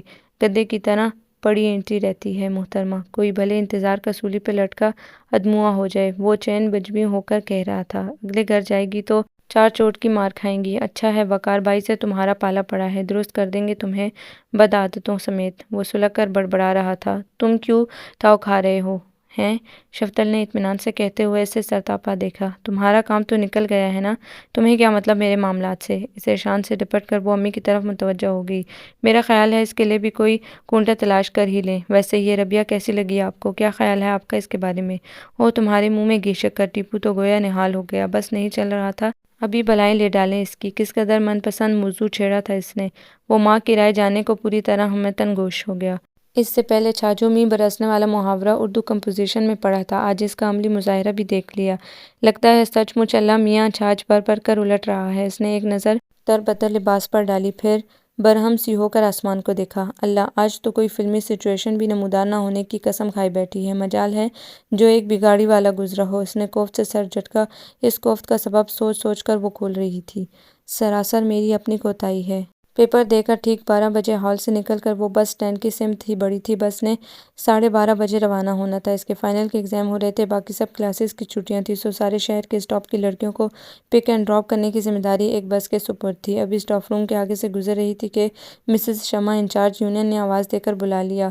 کنووکیشن کے سلسلے میں اسے ممبران یونین کے فرائض کی لسٹ گنوانے لگی، پھر دیگر تفصیلات میں وقت کٹنے کا پتہ ہی نہ چلا۔ گلو خلاصی کر کے جب اسٹینڈ پر پہنچی تو بس نکل چکی تھی۔ سارے اسٹاپ سے ہو کر واپس آنے میں کم از کم 1.25 گھنٹہ ضرور درکار تھا۔ آسمان پر کالی بدلیاں نقش و نگار بنا رہی تھیں، غضب کا حبس تھا۔ پورا کالج سنسان پڑا تھا۔ پھر یہ بھی ضروری نہیں تھا کہ بس ڈرائیور دوبارہ واپس آ کر نئے سرے سے ڈیوٹی بتانے کے لیے آمادہ ہو جاتا۔ بہرحال اس کا کچھ قصور نہیں تھا، روانگی کا ٹائم فکس تھا، وہ رہ گئی تھی تو اپنی لاپرواہی کے باعث۔ کچھ سوچ کر اس نے پبلک بس اسٹاپ کی سمت جانے کی ٹھان لی۔ ابھی راہ میں ہی تھی کہ بارش نے آن لیا۔ کوئی چارہ کار نہ پا کر مزید سفر ملتوی کرتے ہوئے سڑک کے کنارے ایک پیڑ تلے کھڑی ہو گئی۔ ارد گرد دہشتناک سناٹا چھایا ہوا تھا۔ شفتل نے اپنے حواس درست کرتے ہوئے ادھر ادھر دیکھا۔ دفعتاً ایک کرولا اس کے قریب آ کر رکی۔ فلمی سچویشن کے عین مطابق گاڑی والے نے تیزی سے پچھلا دروازہ کھول دیا۔ آئیے۔ برستی بوچھاڑ میں وہ حق تک کھڑی دیکھتی رہ گئی۔ تشریف لائیے پلیز، اسی طرح آپ کا یہاں کھڑا ہونا مناسب معلوم نہیں ہوتا۔ شیشہ نیچے کرتے ہوئے اس نے سنجیدگی سے اس پر ایک نگاہ ڈال کر کہا تھا۔ لہجہ قطعی پن لیے ہوئے تھا۔ شفتل نے چونک کر اسے دیکھا، پھر بے اختیار اطمینان کی سانس لیتے ہوئے برق رفتاری سے اندر براجمان ہو گئی۔ یہ سامنے والا پڑوسی تھا، ربیہ کا بھائی شابخت۔ اندر کے گرم خوشگوار ماحول میں اپنی الجھی الجھی لٹیں پیچھے کرتے ہوئے ایک لمحے کو خود پر نگاہ کی۔ ذہن میں شابخت کا کہا ہوا فقرہ ٹکرایا اور وہ شرم سے پانی پانی ہو گئی۔ حقیقتاً بھی وہ سرتاپا شرابور تھی۔ سفید سوتی لباس بھیگ کر بدن سے چپک رہا تھا، بڑا سا کاٹن کا دوپٹہ بھی گیلا ہو کر اپنا فرض نبھانے سے معذور ہو گیا تھا۔ اس نے دونوں ہاتھ سینے پر باندھے ہوئے سمٹ کر سامنے دیکھا۔ وہ باوقار سنجیدگی اور متانت لیے نظریں ونڈ اسکرین پر جمائے ڈرائیونگ میں مگن تھا۔ ایک بار بھی بیک مرر اس پر فوکس کرنے کی کوشش نہیں کی۔ آپ غالباً کالج سے آ رہی تھیں، مگر ربیہ تو کہہ رہی تھی سمر ویکیشن ہے آج کل۔ کافی دیر بعد اس نے سوال کیا۔ نظریں بدستور سامنے مرکوز تھیں۔ اس کا لہجہ بھاری اور گمبھیر سا تھا، ایک عجیب دلکش سا چاؤ لیے ہوئے۔ ہاں، 3rd ایئر والوں کو بلکہ باقی سب کو چھٹیاں ہیں۔ میرے BSc کے ایگزام ہو رہے ہیں، فائنل۔ اس نے سادگی سے جواب دیا۔ اس نے بلا حیل و حجت گاڑی میں سوار ہو کے بڑی ہمت دکھائی تھی اور اب سوچ رہی تھی کچھ ایسا غلط بھی نہیں کیا اندھا اعتماد کر کے۔ بے شک 2 بدو کبھی ملاقات نہیں ہوئی تھی، مگر ربیہ کے مزاج اور طبیعت کو ملحوظ خاطر رکھ کر اس نے اس کے بھائی کی پیشکش قبول کی تھی۔ شاہبخت نے مزید کوئی سوال نہیں پوچھا۔ آنن فوراً ایک خیال شفتل کے دماغ میں در آیا۔ آپ کا کوئی رشتہ دار نہیں ہے یہاں؟ اس نے طریقے سے بات شروع کی۔ میرا مطلب ہے کوئی بزرگ شخصیت؟ نہیں، شاہبخت نے قدرے حیران ہو کر جواب دیا۔ یہ سوال اس کے لیے قطعی غیر متوقع تھا۔ اس کا مطلب ہے ربیہ کے سلسلے میں کوئی بات ہو تو براہ راست آپ سے کرنا ہوگی، اس نے کسی نتیجے پر پہنچ کر کہا۔ ربیہ کے سلسلے میں؟ وہ زور سے چونکا۔ مگر کیا بات؟ اس کی حیرت حد سے سوا تھی۔ کیا آپ نے ربیہ کی شادی نہیں کرنی؟ اس نے جواب دینے کے بجائے الٹا سوال جڑ دیا۔ اوہ، تو یہ بات ہے۔ وہ سمجھ گیا تھا۔ ٹیپو گویا اس کے تصور میں آ کھڑا ہوا۔ یہیں روک دیجیے گا پلیز۔ گھر کے قریب کے مین روڈ پر اس نے بعجلت کہا۔ بریک لگاتے ہوئے شاہبخت کے ہونٹوں پر ایک پراسرار تبسم مچل اٹھا۔ ایسی کوئی بات نہیں، اس کی مسکراہٹ کا مطلب اخذ کرتے ہوئے شفتل نے پورے اعتماد اور سنجیدگی سے کہا۔ میری فیملی کو میرے کردار پر، میرے عمل پر، میری شخصیت پر پورا بھروسہ اور اعتبار ہے، مگر گلی کے گھروں کی کھلی کھڑکیوں سے جھانکتے ہر چہرے کو اعتبار نہ آپ دلا سکتے ہیں نہ میں۔ وہ گاڑی سے اتر گئی۔ آپ کا بے حد شکریہ، کہہ کر تیز تیز قدموں سے گلی میں داخل ہو گئی، اس سے بے خبر کہ دو نگاہیں اس کے ہر قدم پر نثار ہو رہی تھیں، اس کے معدوم ہوتے سراپے کو اپنے اندر جذب کر رہی تھی۔ کس کا کارڈ ہے بھائی؟ ربیہ کو سفید دعوتی کارڈ الٹ پلٹ کرتے دیکھ کر شاہبخت نے دریافت کیا۔ نشاط منزل سے آیا ہے، وہ کارڈ کی عبارت پڑھ رہی تھی، اور جناب بسلسلہ شادی خانہ آبادی دختر نیک اختر آنسہ شفتل آفریدی کی، وہ خوشگوار انداز میں بتا رہی تھی۔ زبردست، بہت لطف آئے گا اتنے عرصے بعد۔ مسکراتی نگاہ بھائی پر ڈال کر تائید حاصل کرنی چاہی تو حیران رہ گئی۔ شاہبخت کا چہرہ دھواں دھواں ہو رہا تھا، آنکھوں میں ایک بے چین سی بے کل سی وحشت بھر گئی تھی۔ کیا ہوا بھائی جان، خیریت؟ اس کا بازو تھام کر ربیہ نے حیرانی سے پوچھا۔ ہاں، خیریت ہی ہے۔ اس کا لہجہ بہت پسمردہ اور تھکا تھکا سا تھا، جانے کس بارگرہ نے اسے اتنا نڈال کر دیا تھا۔ ربیہ کچھ بھی اخذ نہ کر پائی۔ وہ آپ پرسوں کہہ رہے تھے، ایک خوبصورت سی مزے کی بات بتائیں گے؟ ربیہ نے بھائی کی شفتگی میں بدلنے کے لیے موضوع سخن بدل ڈالا۔ یوں ہی کہا تھا، اس نے ٹوٹے ہوئے لہجے میں دھیرے سے کہا۔ اب وہ خوبصورت مزے کی بات زہریلے بگولوں تلے مدفون ہو گئی ہے۔ اب تو صرف دل کو یہ سمجھانا باقی ہے کہ وہ تیرے نصیب کی بارشیں کسی اور چھت پر برس گئیں۔ دل بے خبر میری بات سن، اسے بھول جا، اسے بھول جا۔ وہ بڑی تیزی سے باہر نکل گیا تھا۔ ربیہ بغیر حیرت میں غوطہ زن ہلتے پردے کو دیکھتی رہ گئی۔ انہیں کیا ہوا؟ اس کے دل میں خود بدھ ہو رہی تھی۔ کہیں یہ شادی تو اوہ، وہ اپنی نکتہ رسائی پر خود ہی انگشت بدنہ رہ گئی۔ انتہا کو چھوتا تھا یہ رفتہ رفتہ مدھم پڑتا گیا، سارے الجھے ریشم ایک ایک کر کے کھلتے چلے گئے۔ شادی کے بعد عورت جسمانی لحاظ سے تو بدلتی ہی ہے، ذہنی اور شخصی لحاظ سے بھی بدل جاتی ہے۔ بلند بانگ کہہ کے شادی کے بعد ہنسی میں بدل جاتے ہیں، ہنسی مسکراہٹ میں ڈل جاتی ہے، مسکراہٹ ایک خوشگوار تاثر میں سمٹ جاتی ہے، اور خوشگوار تاثر محض سر ہلا کر اثبات و نفی میں جواب دینے کی حد تک محدود ہو جاتا ہے۔ شاید ایک ایک قدم پھونک پھونک کر رکھنا اور حد درجہ محتاط روی کا مظاہرہ کرنا ہی نئی نویلی دلہن کے لیے ضروری ہوتا ہے کہ اس کے پیچھے والدین کی تربیت، عزیزوں کی پیار بھری تنبیہ اور خاندان کا وقار، عزت آبرو کا احساس جاگزی ہوتا ہے۔ لڑکی کا تجربہ اور عمر چاہے کتنی ہی محدود کیوں نہ ہو، شادی کے بعد وہ خود بخود نصاب زندگی پڑھ لیتی ہے۔ شادی کے اس بندھن میں دونوں فریق ایک دوسرے کی آسودگی اور تکمیل کے ضامن ٹھہرتے ہیں۔ تکمیل کا یہ فطری ربط تو ان کے مابین بھی استوار ہو چکا تھا، مگر آسودگی شاید دونوں میں سے کسی کے نصیب کے افق پر نہیں جگمگائی تھی۔ جانے اس میں کس کا دوش تھا؟ ایک تکلف، ایک گریز، ایک سپاٹ اونچی دیوار سی حائل محسوس ہوتی تھی دونوں کے بیچ۔ بہرحال شفتل کافی حد تک مطمئن تھی، اس نے تو یوں بھی کوئی ہوش ربا گلستان تخیل نہیں سجایا تھا۔ باعتبار ہو، نکتہ رس ہو اور دوستانہ اپنائیت سے پیش آئے۔ آپ کے لیے چائے لاؤں وقار؟ وہ اندر داخل ہوتے ہوئے خوشگوار سے انداز میں پوچھ رہی تھی۔ وقار نے سر اٹھا کر بغور اس کا چہرہ ٹٹولا۔ نہیں، آہستگی سے کہہ کر وہ اخبار میں گم ہو گیا تھا۔ اس نے قطعی بے نیاز کہ اس کے بیڈ روم کے رومان پرور ماحول میں ایک رنگین وجود کا اضافہ ہو چکا ہے۔ وہ دھیرج سے قدم اٹھاتی اس کے پہلو میں بیٹھ گئی۔ وقار نے نگاہ اٹھا کر ناگواری سے دیکھا، البتہ بولا کچھ نہیں۔ شیشے کی رنگین چوڑیوں کی جھنکار یہاں سے وہاں فضا میں کھنک اٹھی تھی۔ چھوڑیے بھی، اتنے آفت موسم میں کس بور کام میں لگے ہوئے ہیں؟ آئیے گھومنے چلیں، میں نے تو ابھی تک باہر سے کوئٹہ دیکھا بھی نہیں۔ ناز بھری ادا سے اس کے ہاتھ سے اخبار لے کر شفتل نے مسکرا کر کہا۔ وقار نے ایک سنگین برفاب نگاہ اس پر ڈالی۔ میں اپنی ذاتیات میں دخل اندازی پسند نہیں کرتا۔ سرد لہجے میں ایک بے رحم سی تنبیہ چھپی ہوئی تھی۔ اس نے پھر سے اخبار پھیلا کر پڑھنا شروع کر دیا۔ شفتل اپنی اعانت پر ایک لمحے کو دم بخود رہ گئی، سراسیمہ ہو کر ایک دم اٹھ کھڑی ہوئی۔ 2 پیسے کے کاغذ کے ٹکڑے کے آگے اس کی لاکھوں کروڑوں کی بے بہا نادر ہستی اس کے نزدیک گویا 2 کوڑی کی حیثیت بھی نہ رکھتی تھی۔ اس کی انا پر قریب ضرب پڑی۔ کچھ سوچ کر تیزی سے باہر نکل گئی۔ رات کے شب کے تاریک سناٹے میں جب دو بازو فطری جذبوں سے مغلوب ہو کر اس کا کومل گداز لطیف وجود اپنے حصار میں لینے کو بڑھے تو وہ شکوہ کیے بنا نہ رہ سکی۔ یاد ہے آپ نے دوپہر کو کس بری طرح مجھے ہرٹ کیا تھا؟ بہت سنگ دل ہیں آپ۔ تمہارا ہی ہوں، اب تو صحیح کر لینا۔ اس نے مدہوش سے لہجے میں سرگوشی کی تھی۔ شفتل کا انگ انگ سرشار ہو گیا۔ واہ بھیا، دلہن سے تو خیر کیا شکایت ہے؟ تم بھی ماں کو بھول گئے شادی کے بعد؟ طنزیہ ہنسی لیے تائی نے دریافت کیا تھا۔ شفتل ایک لمحے کو چور سی بن گئی۔ کیا بات کرتی ہیں امی؟ مجھ سے یہ توقع ہے آپ کو؟ وہ ماں کے گرد بازو کا حصار باندھتے قطعیت سے بولا۔ اور ہاں، ڈاکٹر کے یہاں گئی تھی آپ؟ تو میری فکر میں نہ گلا کر میرے چاند۔ ممتا کا لاڈ پیار گویا ابل کر بہنے لگا۔ اس گھر میں عورت عزت و توجہ کے حقدار ہے تو پہلے میری ماں اور بہن ہیں۔ میں ان کے ساتھ کسی قسم کی زیادتی برداشت نہیں کر سکتا، سمجھی تم؟ کمرے میں آ کر وہ شعلہ بار نگاہوں سے اسے گھور رہا تھا۔ تو میں نے کیا کیا ہے؟ وہ ہکا بکا رہ گئی۔ مجھ پر خفا کیوں ہو رہے ہیں؟ میں تو خود ان کا بہت احترام کرتی ہوں۔ ہمیں تو شروع سے ہی امی پاپا نے یہ بات عملی طور پر سمجھاتی تھی۔ آئی نو اٹ ویل، وہ لفظ چبا چبا کر بولا۔ میری ماں کا جو احترام تمہارے گھر میں تم سمیت تمہاری فیملی نے پیش کیا تھا وہ میرے حافظے میں محفوظ ہے۔ وہ بہت تلخ ہو رہا تھا۔ چھوڑیے بھی، کیا بیکار کی باتیں لے بیٹھے؟ آفس کو دیر ہو رہی ہے۔ اس نے ماحول کا تناؤ دور کرنے کے لیے بات بدل دی۔ بیکار باتیں نہیں ہیں یہ، وہ سختی سے بولا، بلکہ کان کھول کر سن لو۔ امی کے حضور کی گئی تمہاری ایک معمولی گستاخی پر میں تمہاری جان لینے سے بھی گریز نہیں کروں گا۔ شفتل سن سی کھڑی رہ گئی۔ جانے کیوں ماں کے معاملے میں وہ اتنا حساس تھا؟ بھلا یہ کوئی بات تھی؟ ہو کیا جاتا ہے انہیں؟ وہ اس کے رنگ بدلتے رویوں پر ششدر تھی۔ ادھر آؤ آشی میرے پاس، شفتل نے نرمی سے پکارا۔ یہاں بیٹھو۔ اس نے پکڑ کر اپنے قریب بٹھا لیا۔ یہ کیا مجہول سا حلیہ بنا رکھا ہے تم نے، ہیں؟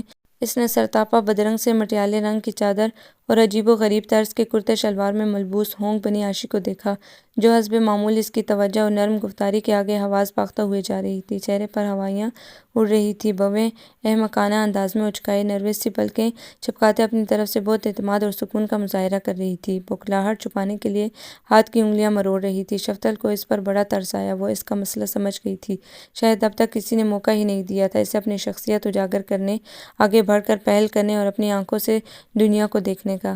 اسے اس بابت خبر نہ تھی کہ اس کی ہم عمر لڑکیاں کیسا طرز عمل اپناتی ہیں، کیسے رہتی ہیں، کیسے خواب دیکھتی ہیں۔ اس کام کے لیے اس کی اماں جو بہت تھیں، یہی وجہ تھی کہ وہ لڑکیوں سے میل ملاپ کے دوران بھی اس طرح گھبرا لجا جاتی تھی جیسے اس کے مخاطب بھاری بھرکم مردانہ شخصیات ہوں۔ شفتل دل ہی دل میں خاصی حیران اور فکر مند بھی تھی۔ ارے کیسے گزرے گی بھئی تمہارے آگے جا کے؟ کیسی لڑکی ہو، نہ تمہاری پاس پڑوس میں کوئی سکھی سہیلی ہے اور نہ اپنے عزیز و اقارب سے گلتی ملتی ہو، نہ پہننے اوڑھنے کا سلیقہ طریقہ ہے۔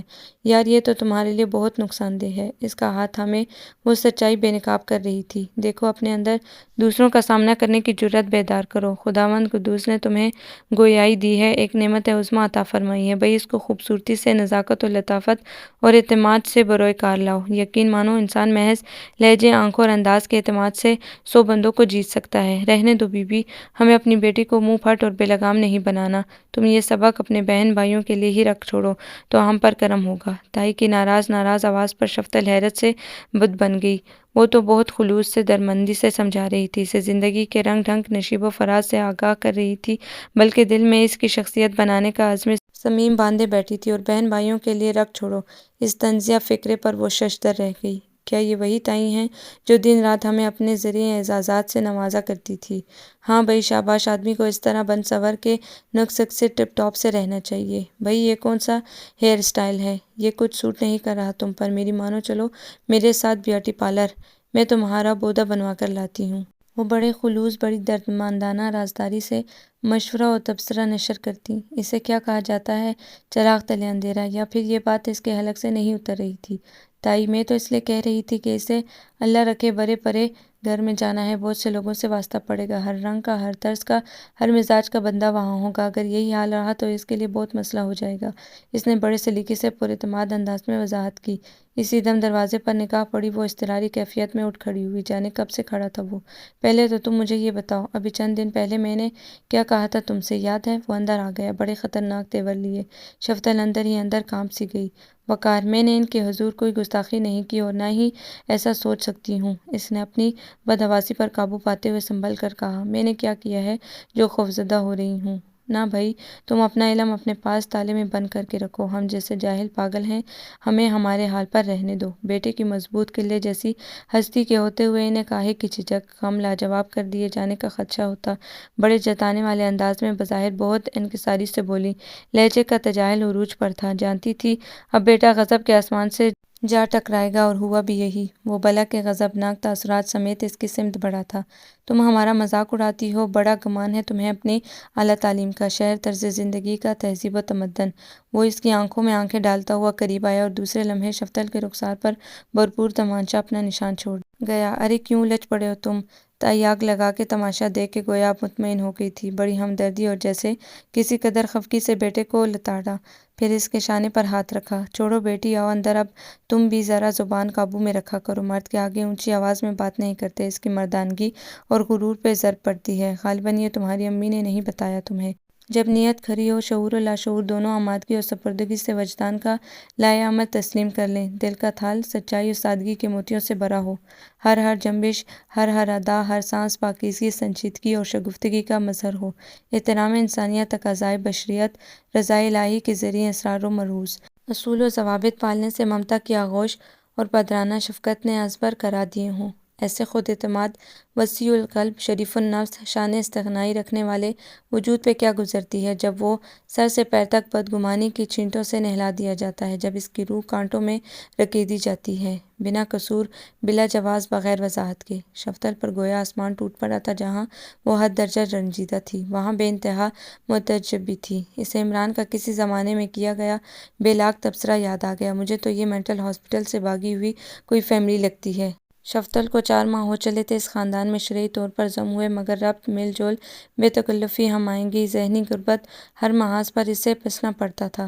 فیملی کے دیگر ارکان سے تو خیر کیا واقفیت ہوتی، اسے تو اپنے سر کے سائیں کی بھی خاک سمجھ نہ آئی تھی، وہیں اس کے پلے نہ پڑا تھا، جانے کہاں کہاں کی کب کی بیزاریوں، تلخیوں اور انتقام میں گند گیا تھا وقار کا وجود۔ بس اوقات شفتل کو تعجب ہوتا، کیا یہ شخص حصے لطیف سے قطعی کورا ہے؟ چوڑیوں کی مدر جھنکار، لہجے کا لوچدار ریشم، نگاہ کی خفیہ بجلیاں، لطافت و نزاکت، نزہت و شگفتگی سے گندہ سراپا، کھلکھلاتا وارفتہ و پیوستہ پرسکون انداز، ہر ہر ادا سے ٹپکتا وفا و ایقان کا مظہر، منہ بولتا ثبوت، کچھ بھی تو اس کے پتھریلے اعصاب پر جھرنے نہیں بہاتا تھا۔ کیسا شخص تھا وہ، الجھا الجھا، بکھرا ٹوٹا، خود سے خفا، سارے زمانے سے خوفزدہ۔ اس خوف اور سراسیمی کو بظاہر اس نے بلند گرجدار آواز اور سنگین و سرد تاثرات تلے چھپا لیا تھا، خود پہ ماسک چڑھا لیا تھا، مگر وہ راز پا گئی تھی، اور غالباً یہی وقار کے آسمان تک اونچی انا کے لیے تازیانہ تھا۔ کیسی بستی ہے یہ!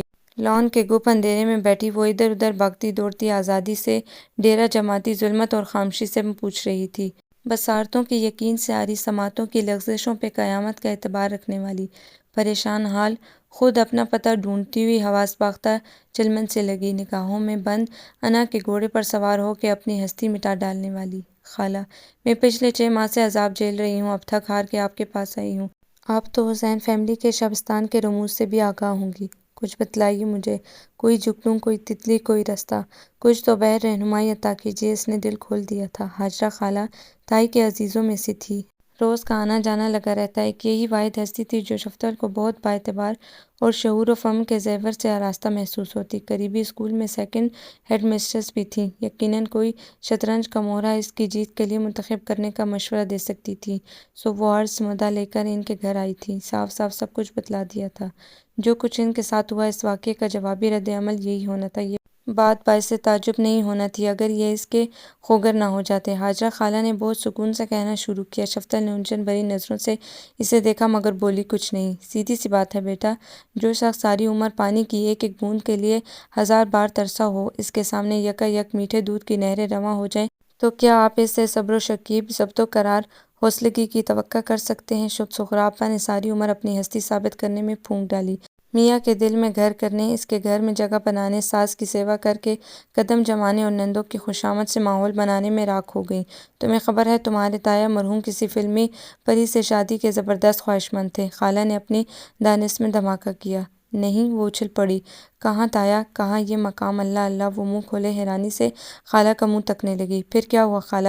تجسس اور معاملے کی پراسراریت نے اسے اپنا مسئلہ بلا دیا تھا۔ پھر یہ کہ حسین بھائی کی ماں نے وہی روایتی دھمکی دی کہ ان کی منتخب کردہ لڑکی رد کر کے کہیں اور منہ مارا تو کچھ کھا کے مر جاؤں گی اور تمہارے سر چڑھے گی میری موت۔ انہوں نے گھبرا کر ہتھیار ڈال دیے اور سغرا آپا کو بیاہ لائی، مگر انسانی دل ایسی تاویلوں سے کب بہلتا ہے۔ دونوں کے درمیان فاصلوں کو تعلیم اور جہالت کے فرق نے مزید تان کرنا قابل عبور بنا دیا۔ حسین بھائی اپنے زمانے کے بڑے عالم فاضل لائق فائق تھے، جبکہ سغرا آپا اپنا نام لکھنے پڑھنے کی حد تک بھی تعلیم سے کوری تھی۔ حسین بھائی نے ڈاکٹریٹ کی ہوئی تھی۔ تم یقین نہیں کرو گی، پورے 2 سال تک انہوں نے محاورتاً بھی سغرا آپا کو ہاتھ نہیں لگایا۔ شفتل کا مارے حیرت کے دل بند ہونے لگا۔ کیسے کیسے انکشافات ہو رہے تھے! کیا تائی شروع سے ہی ایسی تھی؟ میرا مطلب ہے اتنی ماڈرن؟ اور شفتل نے بے تابی سے سوال داغا۔ ارے نہیں، کہاں بھلا! خالہ نے پرزور لہجے میں تردید کی۔ ان کو تو ہم چوئی موئی اور بے بکل کے نام سے چھیڑا کرتے تھے۔ جس طرح کی عائشہ نہیں ہے ہو بہو سغرا آپا اسی کی تصویر تھی۔ چہرے سے مسکینی، مظلومیت اور بدحواسی کے تاثرات اس طرح ٹپک ٹپک کر مخاطب کے قلب پر وار کرتے کہ وہ بے ساختہ جیب میں ہاتھ ڈال کر امداد پر مائل ہو جائے۔ حسین بھائی ان کی شخصیت پر دل کھول کے طنز کے تیر چلاتے، جھنجھلا جھنجھلا کر آگ بگولا ہو کر انہیں زندگی کے تقاضوں سے ہم آہنگ ہونے کو کہتے، مگر وہ بیچاری کیا کرتی؟ انہیں گائیڈ کرنے کو کون بیٹھا تھا؟ اور جو تضحیک آمیز انداز میں بدلنے پر اصرار کرتا وہ خود اپنی طرف سے کوئی رہنما دریچہ وا نہ کرتا۔ نتیجتاً انہیں خوش رکھنے اور آسودگی فراہم کرنے کے لیے سغرا بھابھی خود کو مزید زرِ خاک بناتی گئی، لجاجت سے وحشت زدہ ہو کر منت سماجت سے قدموں میں لوٹ کر ہر طرح پیامن بھانے کی صحیح کرتی۔ حسین بھائی جیسا لطیف و پرکیف حسن و جمال رکھنے والا مہذب طرح دار اعلیٰ تعلیم یافتہ بندہ مزید چڑھتا، ان پر برستہ کھولتا۔ گھر میں دوست احباب کی گھریلو سی محفل جمتی تو بھابھی کو بیہیو کرنے کا ڈنگ نہ آتا۔ باہر ہمراہ لے کر جاتے تو اپنی گھبراہٹ کے سبب مضحکہ خیز حرکت کر بیٹھتی۔ گھر آئے مہمان سے خوش آمدیدی الفاظ کہتے پسینوں میں نہا جاتی۔ کسی کے روبرو عرض مدعا کا ہنر تعلیم کی کمی نہ بخشا۔ ماں ان کی پیدائش کے وقت ہی فوت ہو گئی تھی۔ ساس خود ان پڑھ تھیں۔ وہ پڑھے لکھے، اونچی ناک والے، تیز غصے والے بیٹے کے قلبی مطالبات خصوصاً بیوی کے واسطے کیا جان پاتی۔ سغرا آپا کی زندگی کی رہی سہی خوشیاں بھی تذلیل و توہین کے اتاہ سمندر میں ڈوبتی چلی گئی، کیونکہ حسین بھائی کے ضبط کا پیمانہ رفتہ رفتہ چھلکنے لگا تھا۔ سرعام ان کی کوتاہی پر برہمی کا مظاہرہ کرتے، بڑی محفل میں ان کے انا کے آبگینے چکنا چور کر دیتے۔ چند جذباتی و فطری تقاضوں کے نتیجے میں اولاد کا سکھ سغرا آپا کی محروم جولی میں آن پڑا، مگر حسین بھائی قطعی بے نیاز رہے۔ ان کی نازک مزاجی کے سبب آخر دم تک سغرا آپا ان کے معیار پر پورا نہ اتر سکیں۔ اولاد نے بارہ اپنی آنکھوں کے سامنے باپ کے گرجتے برستے تیور اور جواب میں مظلوم ماں کے اشک ندامت بہتے دیکھے۔ فطری بات تھی، اولاد ماں سے زیادہ قریب ہوتی گئی۔ لڑکوں کی تعلیم و تربیت میں تو شاید حسین بھائی نے کچھ دلچسپی دکھائی تھی، مگر لڑکی سے قطعی بیگانہ رہے۔ شاید اس کی صورت میں انہیں سغرا آپا جھلکتی محسوس ہوتی تھی۔ نتیجتاً عاشقی جیسے ان سے بن پڑا، اپنی فطرت کے مطابق شخصیت بنا دی۔ میٹرک پرائیویٹ کرایا کہ سغرا آپا کا خیال تھا زمانے کی ہوا ان کی بچی کو بگاڑ دے گی۔ پھر ستم تو یہ تھا کہ اس سانحے کی مجرم بھی ان کی اپنی ہستی ٹھہرائی جاتی۔ حسین بھائی نے کبھی توجہ نہیں دی، مڑ کر نہیں دیکھا کہ اولاد کس حال میں ہے اور اس پر گھریلو چپکلش کے کیا اثرات مرتب ہو رہے ہیں۔ آج ان کی اولاد جو ٹوٹی پھوٹی شخصیتوں کی مالک ہے تو اس کا سارا دوش میاں بیوی کے ازدواجی غیریت سے لبریز تعلقات کو جاتا ہے۔ ہاجرہ خالہ تواتر سے بولتی ہوئی سانس لینے کو رکیں۔ ایک ایک کر کے ساری الجھی گرہیں کھلتی جا رہی تھیں۔ پھر یہ یکا یک تبدیلی کیوں آئی تائی کے مزاج میں؟ وہ بے چینی سے مٹھیاں بھینج کر پوچھ رہی تھی۔ سغرا آپا نے ساری عمر دب کر گزاری، اپنی انا کو کچل کر، اپنی ذات کو ذلیل کر کے، خود کو پستیوں میں دفن کر کے بالآخر تمہارے تایا کے مطلوبہ معیار تک پہنچنے کا راستہ انہیں مل ہی گیا، مگر تب تک بہت دیر ہو چکی تھی۔ حسین بھائی کے انتقال کے بعد وہ گویا ایک طویل مدت کی محرومی، محکومی اور جبر و اذیت کے حصار سے آزاد ہوئی تھیں، وہ بھی اور ان کی اولاد بھی۔ حسین بھائی نے زندگی بھر انہیں مان اعتماد اور بھرپور استحقاق سے اپنے ساتھ ساتھ اپنے گھر کے کسی اختیار کو بھی برتنے کا حق نہیں دیا تھا۔ ان کی نظر میں سغرا آپا کم عقل، جاہل اور احمق خاتون تھی۔ اب جب آزادی نصیب ہوئی تو غیر ارادی طور پر ان میں خود کو منوانے، اپنی شخصیت میں نکھار پیدا کرنے کا خیال آیا۔ زندگی میں نہ صحیح، موت کے بعد صحیح، وہ شوہر کے مطلوبہ معیار تک پہنچ گئی تھی۔ پھر وہ انسان تھی، انسان وہ جو بے توقیری کی عمیق پہنائیوں میں بھی اپنی ساکھ برقرار رکھنے کا احساس پیدا کیے رکھتا ہے۔ بس اپنی خودی، اپنی ذات کا غرور بحال کرنے کے لیے اولاد سمیت وہ اونگے بونگے احمقانہ طرز عمل اور مضحکہ خیز قدم اٹھانے لگی۔ اب ان کی آواز محض اپنی نگاہ کی کڑکتی بجلیوں سے دبا دینے والا کوئی نہیں تھا۔ اب انہیں ہر قدم پر شرمندگی اور خجالت سے دوچار کرنے والا موجود نہیں تھا۔ اندر سے اٹھتی توہین آمیز صداؤں سے چھٹکارا پانے کے لیے وہ اندھا دھند ہر وہ روش اپنانے لگی جو ان کے خیال اور بساط کے مطابق انہیں ٹھکرائی چھڑائے جانے اور محروم رکھنے کا سبب بنی تھی۔ ماں اپنی انا کی جنگلوں میں بھٹکنے لگی اور اولاد اپنے من چاہے رستوں پر گامزن ہو گئی۔ خالہ نے مفصل تمام حالات کہہ سنائے۔ شفتل نے طویل سانس لے کر کرسی کی پشت سے ٹیک لگا لی۔ وقار کے اس سے اتنے بیزار اور بے اعتنا رویے کا سبب سمجھ میں آ گیا۔ وہ درپردہ اس کی شخصیت کی چمکتی دمکتی روشن ضیاء پاش اعتماد کی کرنوں، اس کے بے ساختہ و بے پرواہ انداز اور اس کی سادہ و شگفتہ طرز عمل سے مرعوب تھا۔ شفتل کی بھرپور آراستہ شخصیت اسے کم مائگی اور محرومی کا چبھتا ہوا احساس دلاتی تھی۔ جب وہ اس سے نرمی کا برتاؤ کرتا، اسے اپنے باپ کا ماں سے طرز عمل یاد آ جاتا۔ ماں کی بے توقیری اور تذلیل کنپٹیوں میں آگ بھر دیتی، اپنی حقیقی جذبات کو پس پش ڈالنے پر مجبور کر دیتی۔ اور دائی کا رویہ اتنا مخاصمانہ کیوں تھا، یہ بھی شفتل پر کھل گیا۔ انہوں نے اتنی ترسی ہوئی، اتنی محروم محبت اور توجہ سے خالی زندگی بسر کی تھی، اب وہ اپنے سامنے ایک آسودہ مطمئن پراعتماد جیت کا عزام لیے عورت کو برداشت کرنے کی ہمت نہ پاتی تھی۔ ہر آن اذیت میں رہتی کہ اگر وہ بھی ایسا ہی طرز عمل اپنا لیتی تو سر کا سائیں آخری لمحے تک ان سے ناخوش اور بیزار ہرگز نہ رہتا۔ انہیں شفتل کی شخصیت بہت چھائی ہوئی، بہت بھرپور محسوس ہوتی اور انہیں یاد آ جاتا وہی منظر جب تایا کے مہمان دوستوں کی بیویاں بھی اسی طرح لطافت و نزاکت اور مہذبانہ لطیف لب و لہجے کا مظاہرہ کر کے اپنے میاں کے احباب سے توصیف و ستائش وصول کرتی اور خود وہ ہونک بنی ڈری سہمی بوکھلائی ہوئی میاں کی برہمی طبع کا باعث بنتی۔ شفتل کے وجود میں ایک نیا عزم حلول ہو گیا۔ اس خاندان کو اپنی شناخت لوٹانے کا، خود شناسی کا ہنر سکھانے کا۔ وہ بڑے مستحکم قدموں سے خالہ کے گھر سے روانہ ہوئی تھی۔ اوفو وقار بھائی، اب چھوڑ بھی دیں پیچھا اس کتاب کا۔ بڑے دل نشین تبسم سے اس نے اس کی سمت دیکھا تھا۔ وقار نے ماتھے پر بل ڈال کر بویں اچکاتے ہوئے سرد نظروں سے اسے دیکھا اور پھر بیزاری سے سر جھٹک کر اپنے سابقہ کام میں مشغول ہو گیا۔ شفتل کی مسکراہٹ گہری ہو گئی، دھیرے دھیرے قدم اٹھاتی اس کے قریب آئی اور بڑے دل فریب انداز میں سر کو خم دے کر بولی، کیا سمجھتے ہیں صاحب، ناک منہ چڑھا کے، منہ سجا کے، ماتھے پہ لکیریں ڈال کے آدمی بہت حسین لگتا ہے۔ اس نے وقار کی پیشانی پر گرے بال نزاکت سے اپنے مخروطی انگلیوں سے پرے کیے۔ ایک ایسا لطیف سا عمل تھا جو پتھر میں شگاف ڈال دیتا، مگر شاید وقار حسین پتھر سے بھی کچھ آگے کی چیز تھا جس پر اس قسم کی لطیف و پرکیف شوخیوں کا مطلق اثر نہیں ہوتا تھا۔ مانا کہ غصے کا مونوگرام رخ مبارک پر سجانا آپ کے لیے بے حد ضروری ہے، مگر آپ کوشش تو کر سکتے ہیں۔ ہنسنا مسکرانا کچھ ایسا دقیق اور پیچیدہ عمل بھی نہیں ہے، آخر انسان ہی اسے سر انجام دیتے ہیں۔ یقین نہیں آتا تو میری طرف دیکھ لیجئے، بلکہ مجھ سے سیکھ لیں۔ دیکھی یوں شرارت سے جگمگاتی خوبصورت آنکھیں لیے بڑے شریر سے انداز میں اس نے اپنے گلابی لب پھیلائے تھے۔ دوسرے لمحے ایک بھرپور تمانچہ اس کے منہ پر پڑا۔ بازاری عورتوں کی طرح میرے سامنے فنکاری دکھانے کی کوئی ضرورت نہیں، سمجھی؟ وہ غرا کر بولا تھا۔ شفتل نے سائیں سائیں کرتے کانوں پر سے بال ہٹاتے ہوئے تمتمایا، گال سہلایا۔ نہیں، یہی وقت تو امتحان کا ہے وقار۔ بڑی جسارت سے اس نے وقار کا بازو تھام لیا اور بڑے عام سے انداز میں مسکرا کر بولی، جیسے کچھ ہوا ہی نہ ہو۔ اٹ از ناٹ فیئر، ہے نا؟ دیکھیں، جب میاں بیوی میں نوبت مار پیٹ اور تشدد تک پہنچ جاتی ہے تو رشتے کا سارا حسن، ساری نزاکت تباہ ہو جاتی ہے۔ حاکم و محکوم کا تعلق استوار ہو جاتا ہے، جبکہ شوہر اور بیوی کے درمیان ایک دوستانہ سا، باعتبار اور محترم سا، بے تکلف سا ربط رہنا چاہیے۔ اسی خصوصیت کے حامل شادی شدہ جوڑے کو کامیاب اور سرخ رو قرار دیا جاتا ہے۔ کیا آپ نہیں چاہتے کہ… میں نہیں چاہتا کچھ، دفعہ ہو جاؤ تم یہاں سے۔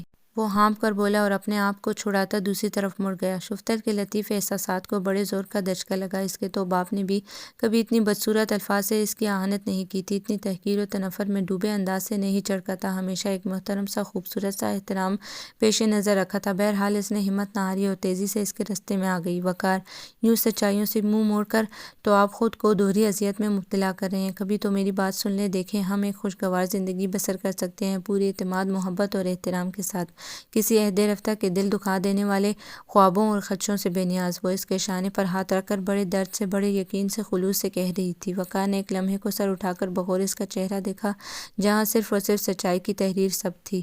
پھر جانے کیا ہوا، کون سی لہر اندر سے ابھری اور وہ دیوانہ وار اس پر پل پڑا، لاتوں گھوسوں مکوں سے اس کو دھنک کے رکھ دیا۔ میری بات نہیں سنی تھی؟ کیا کہا تھا میں نے کہ دفعہ ہو جاؤ؟ وہ چیخ چیخ کر کہہ رہا تھا۔ میری حکم عدولی کرتی ہو، مجھ سے زبان درازی کرتی ہو، احمق جاہل عورت، مجھے پڑھاتی ہو؟ حیثیت کیا ہے تمہاری؟ ہیں تم ہو کیا چیز؟ غالباً تاریخ اپنے آپ کو دہرا رہی تھی، وہی الفاظ، وہی انداز اور وہی مرد و زن کا قصہ۔ واقعات اور حالات بدل گئے تھے تو کیا ہوا، مزاج تو نہیں بدلتا نا؟ وراثت میں لیا گیا عورت سے نفرت و بیزاری اور توہین کا احساس تو ختم نہیں ہو سکتا نا؟ کچھ قصور اس میں خود امی کا بھی ہے، بابا جان کو ہم سے دور کرنے میں۔ ٹھیک ہے، ان کا رویہ بہت ناروا اور گریزپا تھا، وہ ہم سے قریب نہیں رہتے تھے، مگر امی ایسا کرنے کی صحیح تو کر سکتی تھیں، شاید فاصلے کم ہو جاتے۔ دھیمے لہجے میں وقار ملول سا ہو کر کہہ رہا تھا۔ اس کے چہرے پر پہلی دفعہ شعور و فہم اور سنجیدگی کے عکس دیکھے تھے شفدر نے۔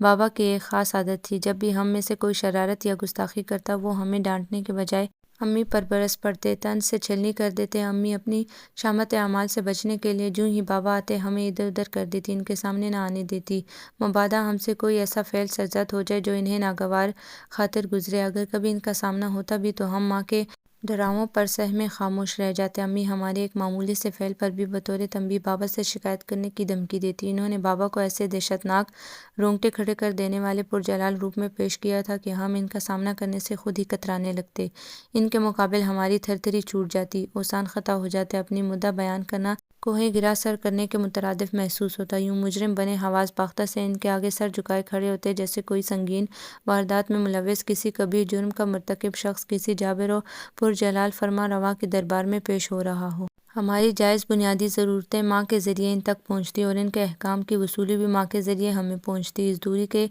دیوار نے باپ سے ہمیں اور باپ کو ہم سے بدگمان بلکہ متنفر کر دیا۔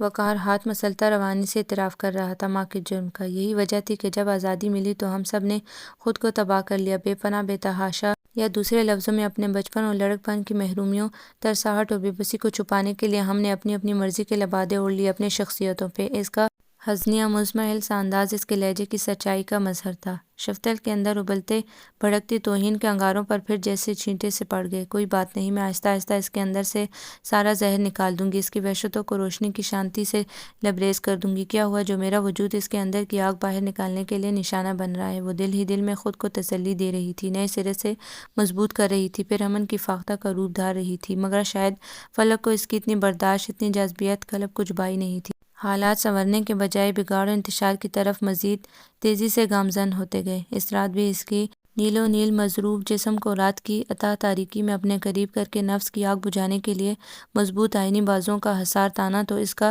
رواں رواں اور تذلیل کے احساس سے شعلہ فشاں ہو گیا۔ میں کیوں ہر روز کی اہانت اور زد و کوب کے بعد ہر رات اپنا آپ بنا احتجاج کیے اس کے حوالے کر دیتی ہوں؟ اس کی فطری آگ بجھانے کے لیے اتنا ناک والا ہے تو کیوں بے بس ہو جاتا ہے اس سمے اتنی اخلاقی جرأت نہیں کہ دن میں ایک اپنائیت آمیز نگاہ بھی مجھ پر ڈالے کہ اس سے اس کی خود ہی مجروح ہوتی ہے۔ اس کا نام نہاد انا پرستی کا پول کھل جاتا ہے۔ یہ عمل اس کی کمزوری کا آئینہ دار ہوتا ہے، اس لیے وہ میرے سامنے کمزور نہیں پڑنا چاہتا۔ حالانکہ میاں بیوی میں محبت و یگانت کا بھرپور مظاہرہ کمزوری کی نہیں، اعلیٰ ظرفی اور بلند کرداری کا غماس ہوتا ہے۔ اس مقصد نورانی رشتے کو انتقام، تشدد اور جنسی تسکین کے جذبوں سے مربوط کر دینا مردانگی تو نہیں کہلاتا۔ اس کا ذہن برجستگی سے دلیلیں دے رہا تھا۔ کچھ سوچ کر اس نے ہونٹ بھینچے ہوئے اس کے بازو ہٹا دیے اور دوسری سمت کروٹ بدل لی۔ وہ جانتی تھی اس میں اتنی اخلاقی جرأت نہیں کہ زبردستی بعزم خود اس کی سمت بڑھ کر فتح کرتا کہ دل میں چور رکھنے والے بہادری کے اعزاز سے سدا محروم رہتے ہیں۔ ایک ہفتہ، 1.5 ہفتہ، 2 ہفتے، اس کے بعد وقار کے صبر کا پیمانہ لبریز ہو گئے۔ رات کا غصہ بھی اس کے منطقمانہ انداز میں شامل ہو جاتا، عجیب عجیب طرح سے اسے ذہنی کچوکے بھی لگانے لگا۔ براہ راست اس بات کو تو وہ شاید کبھی بھی کہنے کی جسارت نہ کرتا، وہی مخصوص ہتھ کنڈے جو مرد ازل سے عورت کا غرور اور دل توڑنے کے لیے اختیار کرتا آیا ہے۔ بے وفائی کا الزام، شک و شبہات، جسمانی اور ذہنی کارکردگی پر طنز، تمسخر اور ہر فعل پر شدید غصہ۔ انا سے بے حال ہوتا شخص مزید بپھرتا گیا۔ خیز کا طوفان ابل کر فرزندگی کی تمام حدود کراس کرتا گیا۔ جھنجھلاہٹ، ترساہٹ، انتقام اور بے بسی عروج پر پہنچ کر اس کی تمام ذہنی توانائیاں مفلوج کرتی گئیں اور بالآخر بصارت و سماعت کا ہر عصبی خلیہ آؤٹ آف آرڈر ہو گیا اور صرف گویائی کی حسیات دیوانہ وار ہونٹوں کی مہر توڑتی ہوئی ابل پڑیں اور ان سے وہ الفاظ ادا ہوئے جسے سننے سے پہلے ہر عورت مرنا پسند کرتی ہے: منیر اب مان بھی لے تو مقدر کی حقیقت کو، جو ہے وہ بھی ضروری ہے، جو گزرا وہ بھی ضروری تھا۔ شفقتوں کے خزینے لٹانے والا باپ، دکھ کا ہر ریشہ، ہر کرچی اپنے رگ جان میں سمو لینے والی ماں، جان نچھاور کرنے والا، ذہنی اور جذباتی پریشانیاں ہٹانے والا بھائی، جان نچھاور کرنے والی بہن، اپنی معصومیت اور شوخی طبع سے دل بہلانے کے ہزار جتن کرنے والا چھوٹا بھائی، ہر طرح سے درد بٹانے خدمتیں کروانے والی بھابھی، سب اپنے عمل سے، اپنے قول سے اسے یہی باور کرانے کی کوشش کر رہے تھے۔ اس دن بھی ربیہ اس کی دلدہی اور دلجوئی کے ہیلوں میں الجھی ہوئی تھی تو وہ تھکے تھکے انداز میں مسکرائی: ربیہ، تم لوگ کیا سمجھتے ہو؟ مجھے نہیں خبر کہ حقیقت تسلیم کیے بنا کوئی چارہ نہیں۔ میں جانتی ہوں تقدیر کا لکھا مٹانے پر نہ میں قادر ہوں نہ تم لوگ۔ میں روایتی پچھتاوے یا ملال اور رنجیدگی سے دو چار نہیں ہوں، میں تو صرف حیران ہوں ربیہ اس بات پر کہ میں نے تو آج تک نادانستہ بھی کسی کا دل نہیں دکھایا۔ کسی کی آنکھ کے آنسو خواہ مخواہ مجھے بے چین کر دیتے ہیں، بلکہ میں نے تو اپنے بدترین دشمن کے بد انجام کی دعا بھی نہ کی تھی کبھی۔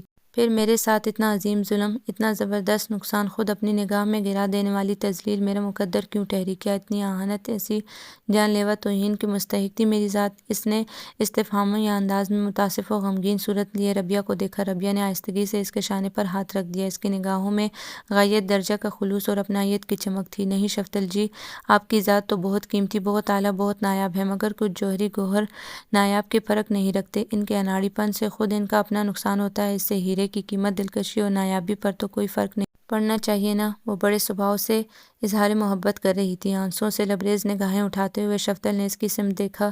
کچھ لمحے یوں ہی بے خیالی میں تکتی رہی، پھر آنسوؤں کو پلکوں کی باڑ کے پیچھے دھکیل کر بڑی کوشش کے بعد مسکرائی، جیسے اچانک رم جھم برسات میں دھوپ نکل آئے، اور پھر سر ہلا کر ربیہ کے ہاتھ پر ہاتھ رکھ کر تھپتھپانے لگی۔ سنیے، وہ آپ سے ایک بات کرنا تھی۔ اسی رات ربیہ بیڈ پر نیم دراز ٹیپو کے پہلو میں ٹک کر بیٹھی ہوئی محتاط انداز میں کہہ رہی تھی۔ ٹیپو نے آہستگی سے نظریں اٹھا کر اس کی سمت دیکھا، پھر دھیرے سے مسکرا کر اس کا مومی ہاتھ تھام لیا۔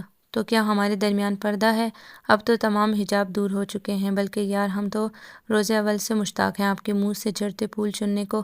کہیے، اور بے شک ساری رات ساری عمر کہتی رہیے، ہم جب تک دم میں دم ہے سنتے جائیں گے۔ موت آ گئی تو ملک الموت سے اجازت پا کر ٹیپ ریکارڈر رکھوا جائیں گے آپ کے پاس۔ اوف، وہ بات کھینچ کر کہاں سے کہاں لے گئے۔ اب تو سارے افسانے، ساری داستانیں ایک ہی وجود تک رسائی پاتی ہیں۔ ایک وارفتہ نظر اس پر ڈال کر ٹیپو نے ایسی از خود رفتگی میں دھیرے سے اسے اپنے بہت قریب کر لیا تھا۔ مجھے دراصل شفتل جی کے متعلق بات کرنی تھی، لیکن ڈرتی ہوں کہیں آپ کو بری نہ لگے۔ اصولاً تو امی سے کرنی چاہیے تھی، مگر ہمت نہیں پڑی۔ چھوٹا منہ اور بڑی بات، بلکہ بہت بڑی بات کا معاملہ ہے۔ وہ سہج سہج اپنے مدعا کے لیے ماحول استوار کرنے لگی۔ تم اب ہماری فیملی کا ایک اہم فرد ہو، ہمارے اپنوں میں سے، اور تمہیں پورا حق حاصل ہے ہمارے ہر معاملے میں، ہر مسئلے پر رائے دینے، اسے سلجھانے کا۔ ٹیپو نے عملاً اسے اپنائیت و قربت کا یقین دلایا۔ شفتل جی کی عدت پوری ہو چکی ہے، پاپا اور امی ان کے مستقبل کے لیے فکر مند ہیں۔ ربیہ کو کچھ تسلی ہوئی ٹیپو کے رویے سے، تو کھل کر دھیمے سے کہنے لگی، اس سلسلے میں اگر کوئی پروپوزل پیش کروں تو کیا آپ قبول کریں گے؟ اس نے بہت جھجک کر دھڑکتے دل سے کہہ کر اس کی صورت دیکھی۔ ٹیپو کے چہرے پر تحیر ثبت ہو گیا۔ وائی ناٹ یار، مگر تم کس کا پروپوزل پیش کرو گی، اور اتنی جلد تمہیں خیال کیسے آ گیا؟ وہ حیران نظروں سے اسے دیکھ رہا تھا۔ سامنے کی بات ہے، اگر آپ سمجھے تو۔ ربیہ نے اس کے گریبان کے بٹنوں سے کھیلتے ہوئے ایک لہجے کو اس کی صورت دیکھی۔ میرا بہت ہی قریبی، بہت گہرا خونی رشتہ، وہ کہہ کر رکی۔ ٹیپو ایک دم نظریں گھما کر ٹھٹک کر اسے گھورنے لگا۔ کیوں؟ اگر آپ کو میری بات، میری جسارت ناگوار گزری ہے تو؟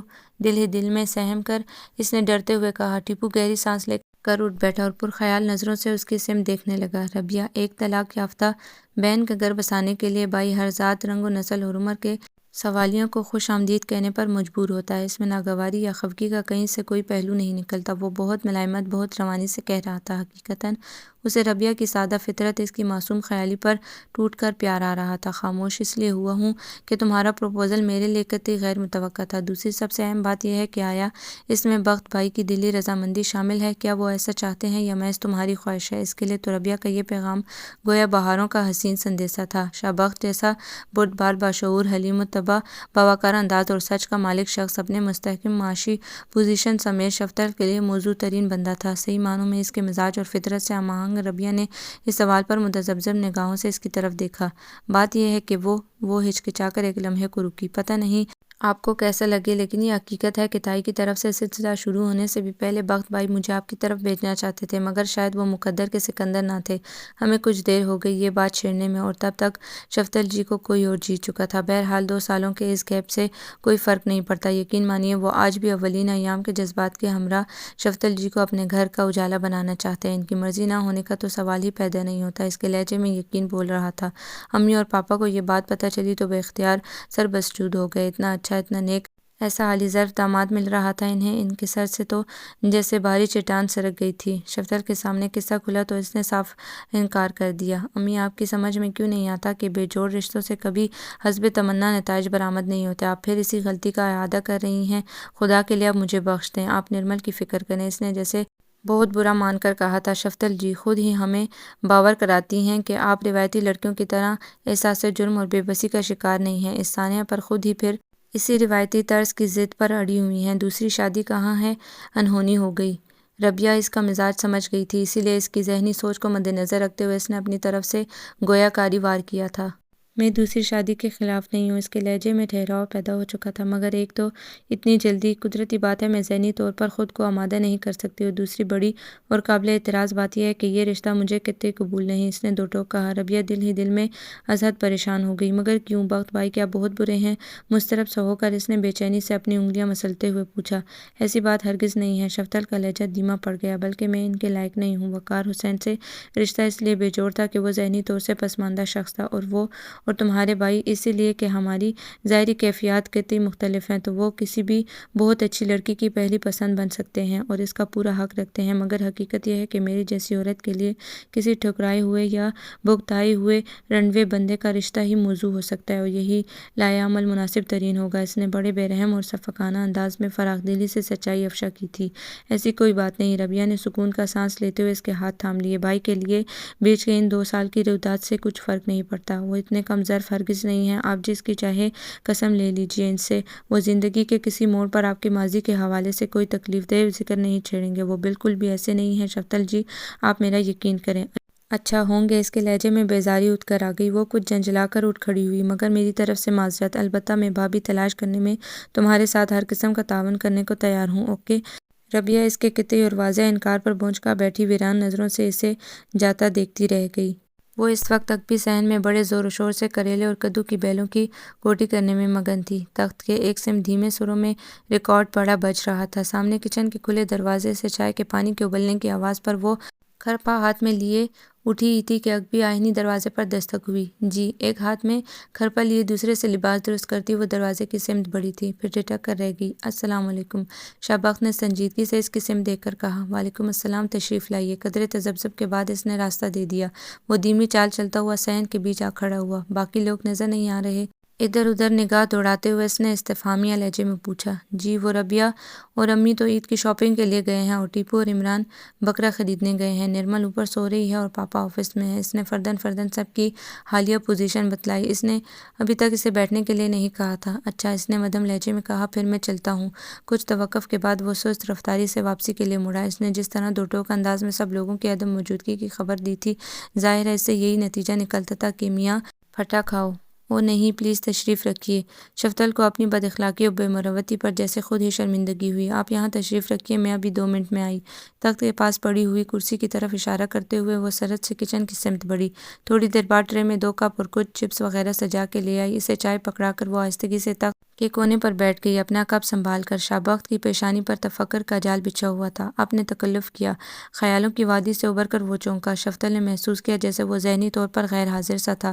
شفتل کافی دیر تک سر جھکائے چائے کا کپ ہاتھ میں تھامے کسی غیر مرئی نکتے پر نظریں جمائے شاہبخت نے اپنی نشست بدلتے ہوئے اسے مخاطب کیا۔ اس کا لہجہ بڑا فیصلہ کن سا تھا، جیسے بڑے اور و خوض کے بعد اسے مخاطب کرنے کا ارادہ باندھا ہو۔ شفتل نے چونک کر اس کی سمت دیکھا، البتہ بولی کچھ نہیں۔ شاہبخت کے لہجے کا غیر معمولی پن اسے کچھ سمجھا رہا تھا۔ آپ کے انکار کی وجہ مجھ تک پہنچ گئی ہے۔ ٹھیک ہے، یہ آپ کا اپنا فیصلہ ہے۔ میں کسی لحاظ سے کسی حق کے تحت آپ پر کوئی دباؤ ڈال کر اس فیصلے پر نظر ثانی کی درخواست دائر کرنے کی پوزیشن میں نہیں ہوں، لیکن میں اس سلسلے میں کچھ کہنا چاہتا ہوں۔ مجھے ریجیکٹ کرنے کا جو جواز آپ نے بتلایا ہے، اگر واقعتاً آپ کے انکار کی یہی وجہ ہے، تو میرے خیال میں یہ کوئی ٹھوس یا ناقابل تردید وجہ نہیں ہے۔ یہ کوئی فارمولہ نہیں ہے کہ 2 فریق ٹھکرائے ہوئے یا بھگتائے ہوئے ہوں، وہی خوشگوار ازدواجی زندگی بسر کر سکتے ہیں، اور اگر دونوں میں سے ایک فریق گنوارا ہو تو بندھن پائیدار ثابت نہیں ہوگا۔ یہ فارمولہ بے شک نہیں ہے، مگر یہ واضح اور اٹل حقیقت ضرور ہے۔ اس نے تیزی سے کہا تھا۔ یہ حقیقت نہیں، حقیقت کا ایک رخ ہے۔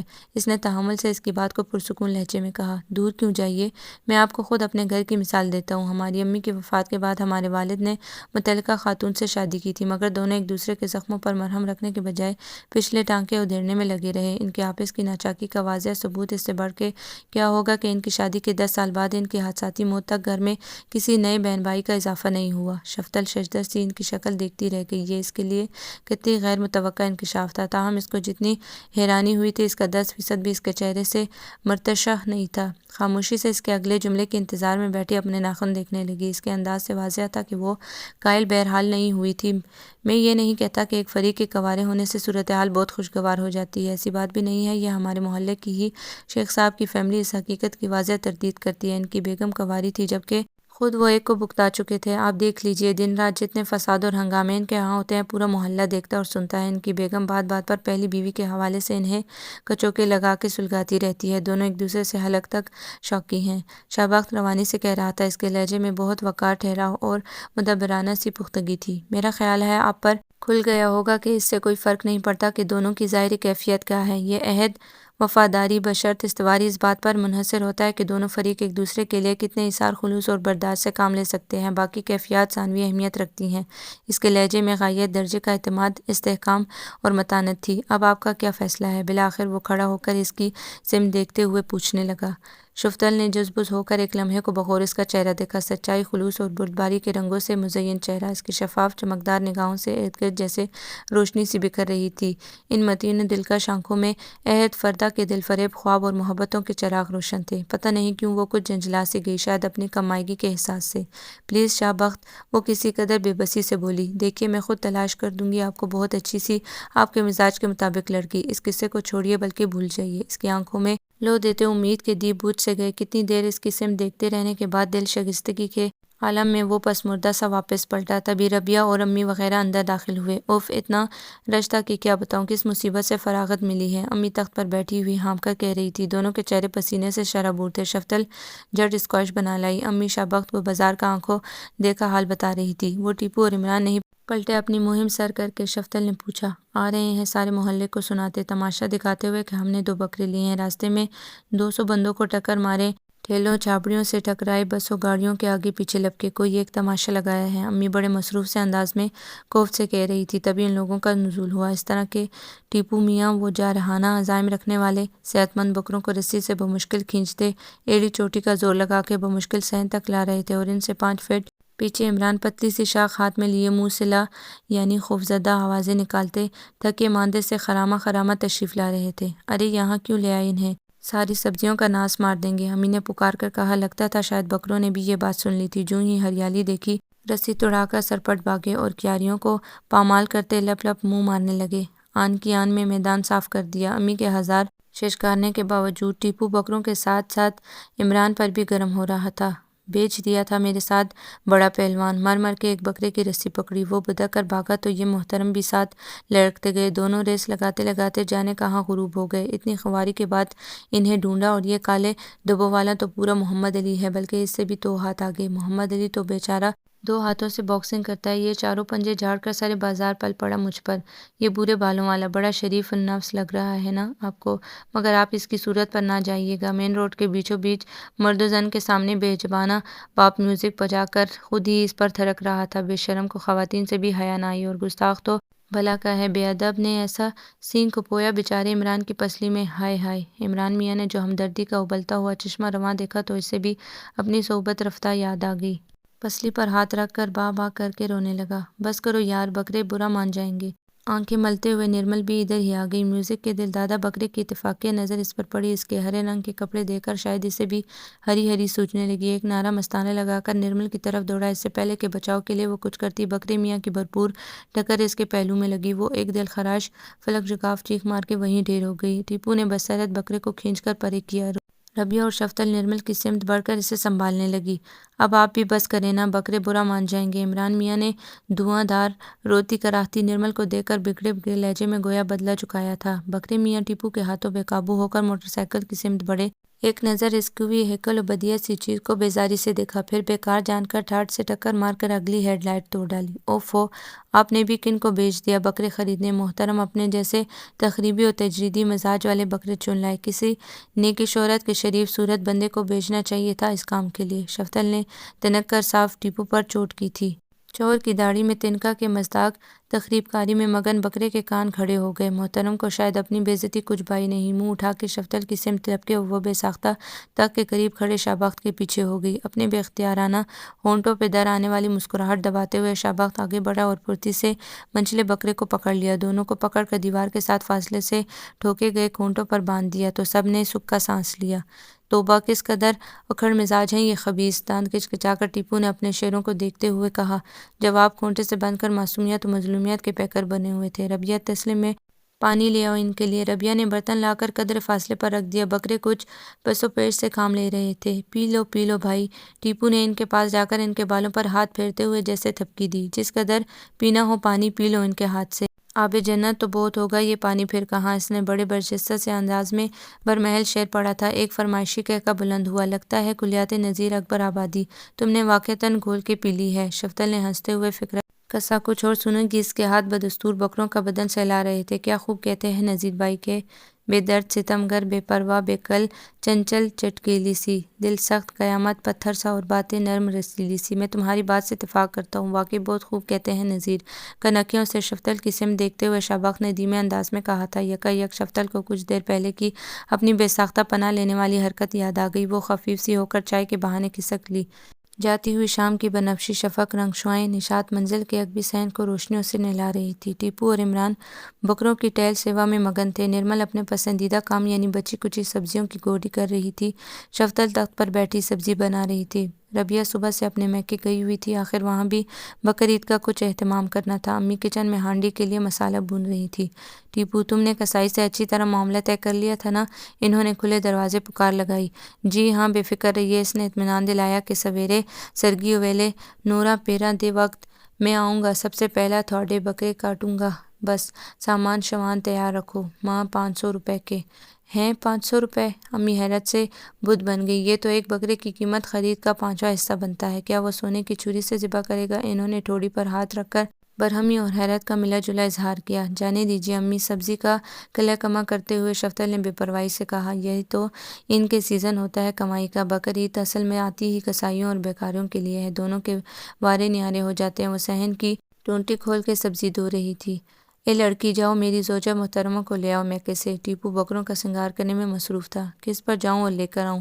شفتل نے فکر مندی کا اظہار کیا۔ ہوائی جہاز لے جاؤ یا پھر ٹینک، تمہاری مرضی ہے۔ ٹیپو نے حد درجہ سادگی سے مشورہ دیا۔ مجھے ذرا جلدی ہے، میرا خیال ہے F-16 لے جاتی ہوں۔ وہ عقبی دروازے کی سمت بڑھتے ہوئے بولی تھی۔ ربیہ بھائی تشریف لے آئیے، آپ کے سسرال میں آپ کی سخت ضرورت محسوس کی جا۔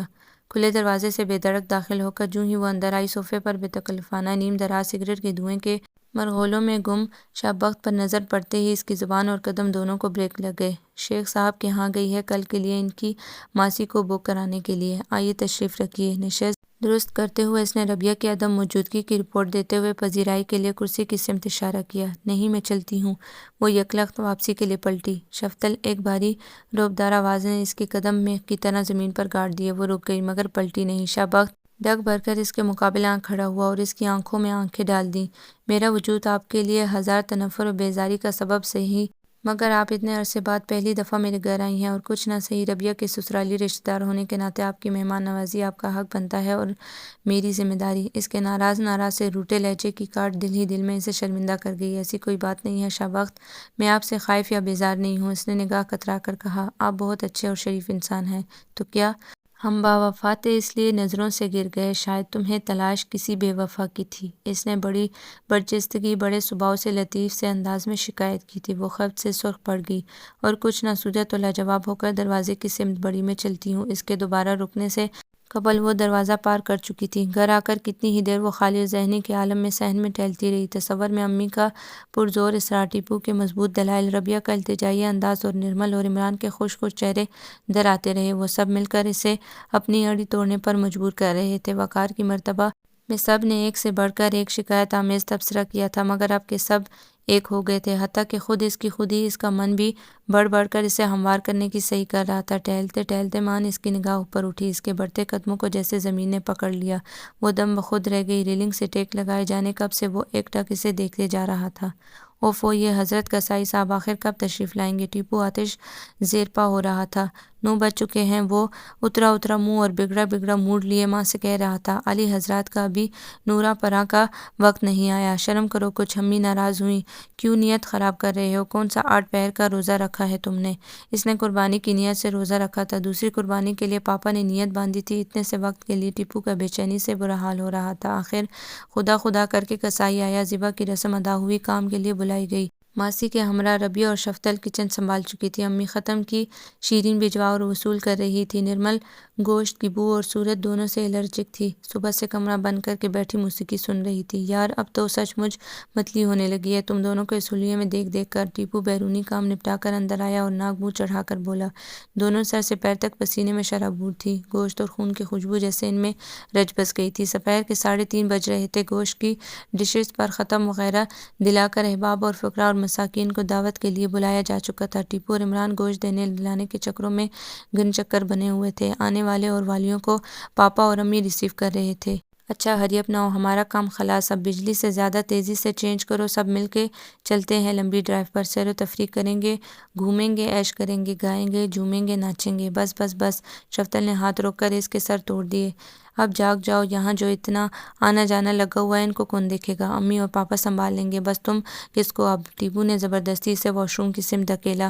سادہ سے آسمانی سوتی شلوار قمیص پر سوتی دوپٹہ لیے وہ بڑی سادگی سے تیار ہو کر دروازہ کھول کر زینے کی سمت بڑھی ہی تھی کہ ٹھٹک کر رک جانا پڑا۔ زینے کے اختتام پر تھوڑے فاصلے کے ساتھ ٹیرس کے بند دروازے سے پشت ٹکائے وہ غالباً اسی کا انتظار کر رہا تھا، دونوں ہاتھ سینے پر باندھے بہت سکون اور تحمل کے ساتھ۔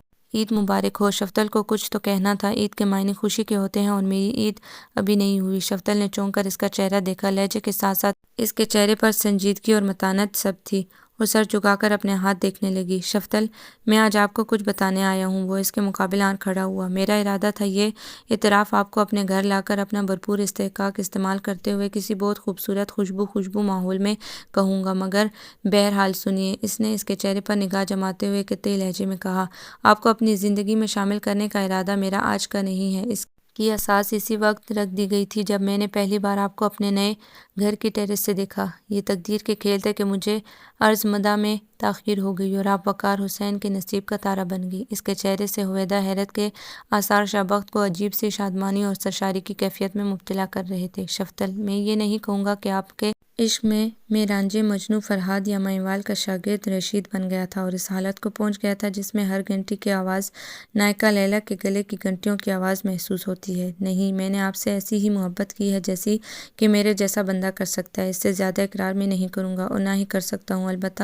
میں آپ کو ایک یقین دلانا چاہتا ہوں کہ میں بطور شریک زندگی آپ کو بااعتبار، باوقار اور شفاف ساتھ فراہم کروں گا۔ میرا یقین کریں۔ وہ یقین کیوں نہ کرتی؟ شاہبخت کے پراعتماد لہجے کی گمبھیرتا، اس کے روشن پرخلوص آنکھوں سے لپکتے وارفتہ شعلے، اس کے شفاف کھرے چہرے کے بولتے رنگ، سب کے سب مل کر اسے یقین دلا رہے تھے، اس کے برفاف جذبوں کو اپنی آنچ دے کر پگھلا رہے تھے۔ شفتل، آؤ، کتاب زندگی کا آغاز خوشگوار باب سے کریں۔ اپنی چوڑی مضبوط ہتھیلی اس کے سامنے پھیلا کر وہ اس کی آنکھوں میں دیکھتا کہہ رہا تھا۔ شفتل نے گھبرا کر پلکوں کی باڑ گرا لی اور بچکانہ سی بے ساختگی سے دونوں ہاتھ پشت کی طرف لے گئی۔ شاہبخت شرارت سے ہنس دیا اور عذرائے شرارت ایک لمحے کو دونوں ہاتھوں سے اس کے شانے چھو کر ہاتھ ہٹا لیے۔ اس کا چہرہ مارے حجاب کے آتشی ہو گیا۔ شاہبخت سرشاری سے کہہ رہا تھا، ہاں اب کہو، عید مبارک۔ آپ کو یہ ناول کیسا لگا؟ کمنٹس میں اپنی رائے ضرور بتائیں۔ اگر آپ چینل پر نئے ہیں اور چینل سبسکرائب نہیں کیا تو کائنڈلی چینل کو ضرور سبسکرائب کر لیں تاکہ نئی آنے والی ویڈیوز آپ کو ملتی رہیں۔ لائک اور شیئر بھی ضرور کریں۔